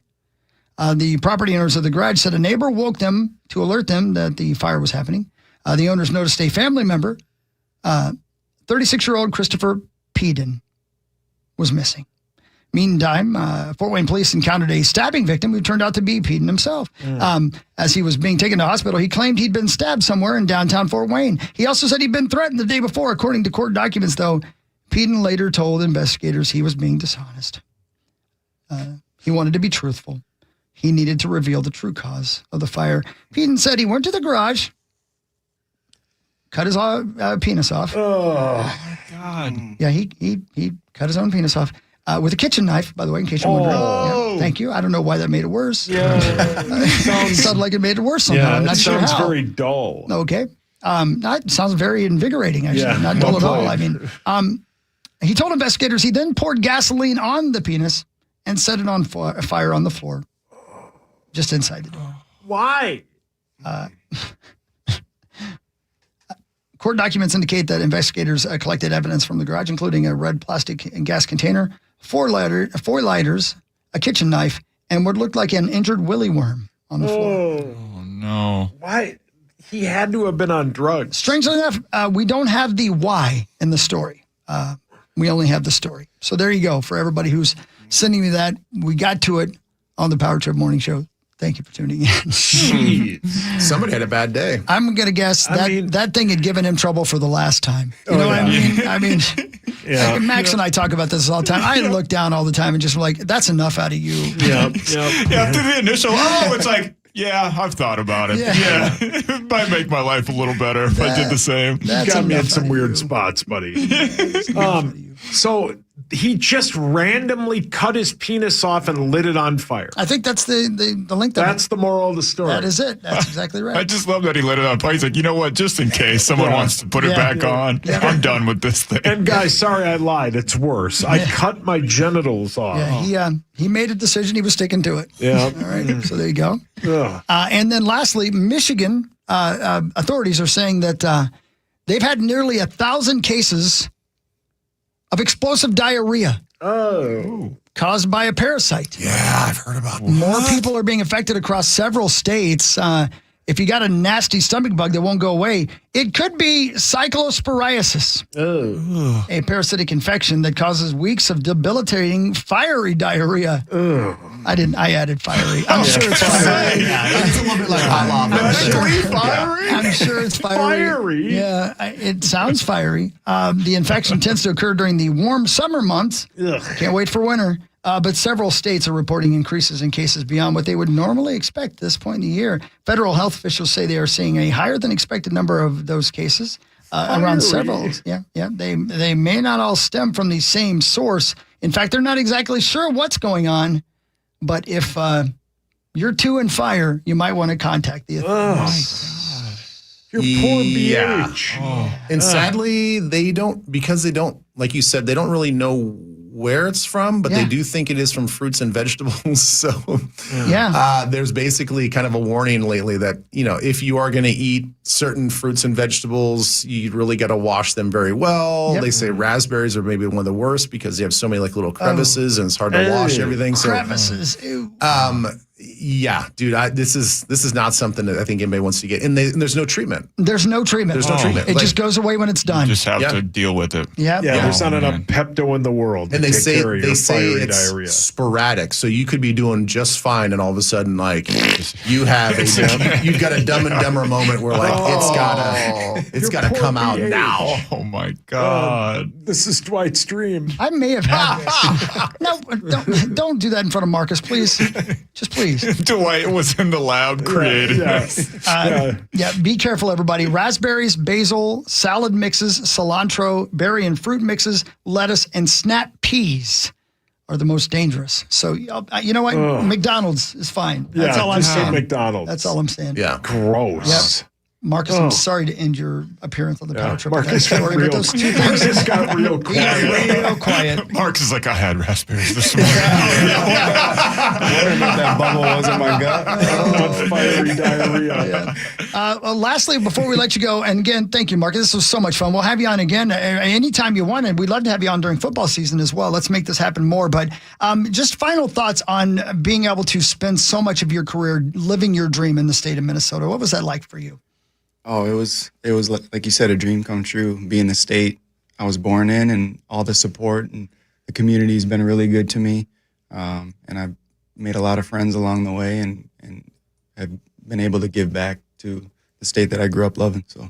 Except for Ben, you didn't make friends with Ben. Yeah. We're friends. We're friends. I guess we're friends now. Yeah. Incredible. Yeah. I was always friends with you, I thought, but I guess at the time you didn't think that we were friends.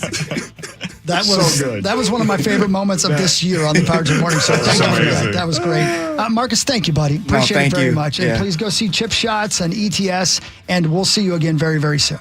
Thanks, guys. Ben, things good with you, brother? Yeah, things are great, man. Yeah, it's good to be back. I know I missed you guys for the 4th, a little long extended break for me, but that's great. So I'm back at it. You're back, and we're heading along towards football season now. Yes, we are. Bubble gut season. It is total bubble guts. Absolutely. Detroit Lakes, we're on our way to see you again. Maxo coming to Detroit Lakes for the first time. That's right. And we'll be broadcasting live from the hockey arena tomorrow morning. So make sure you come check us out. We'll be playing the initials and so much, much more. So thanks for tuning in. Nice job. Thank you, Halvey. Glad to have you back. Good luck, Corey Cove. Saucy, well done. We'll talk to you tomorrow morning. It's the Power Trip Morning Show. PA is next. Everybody have a wonderful day.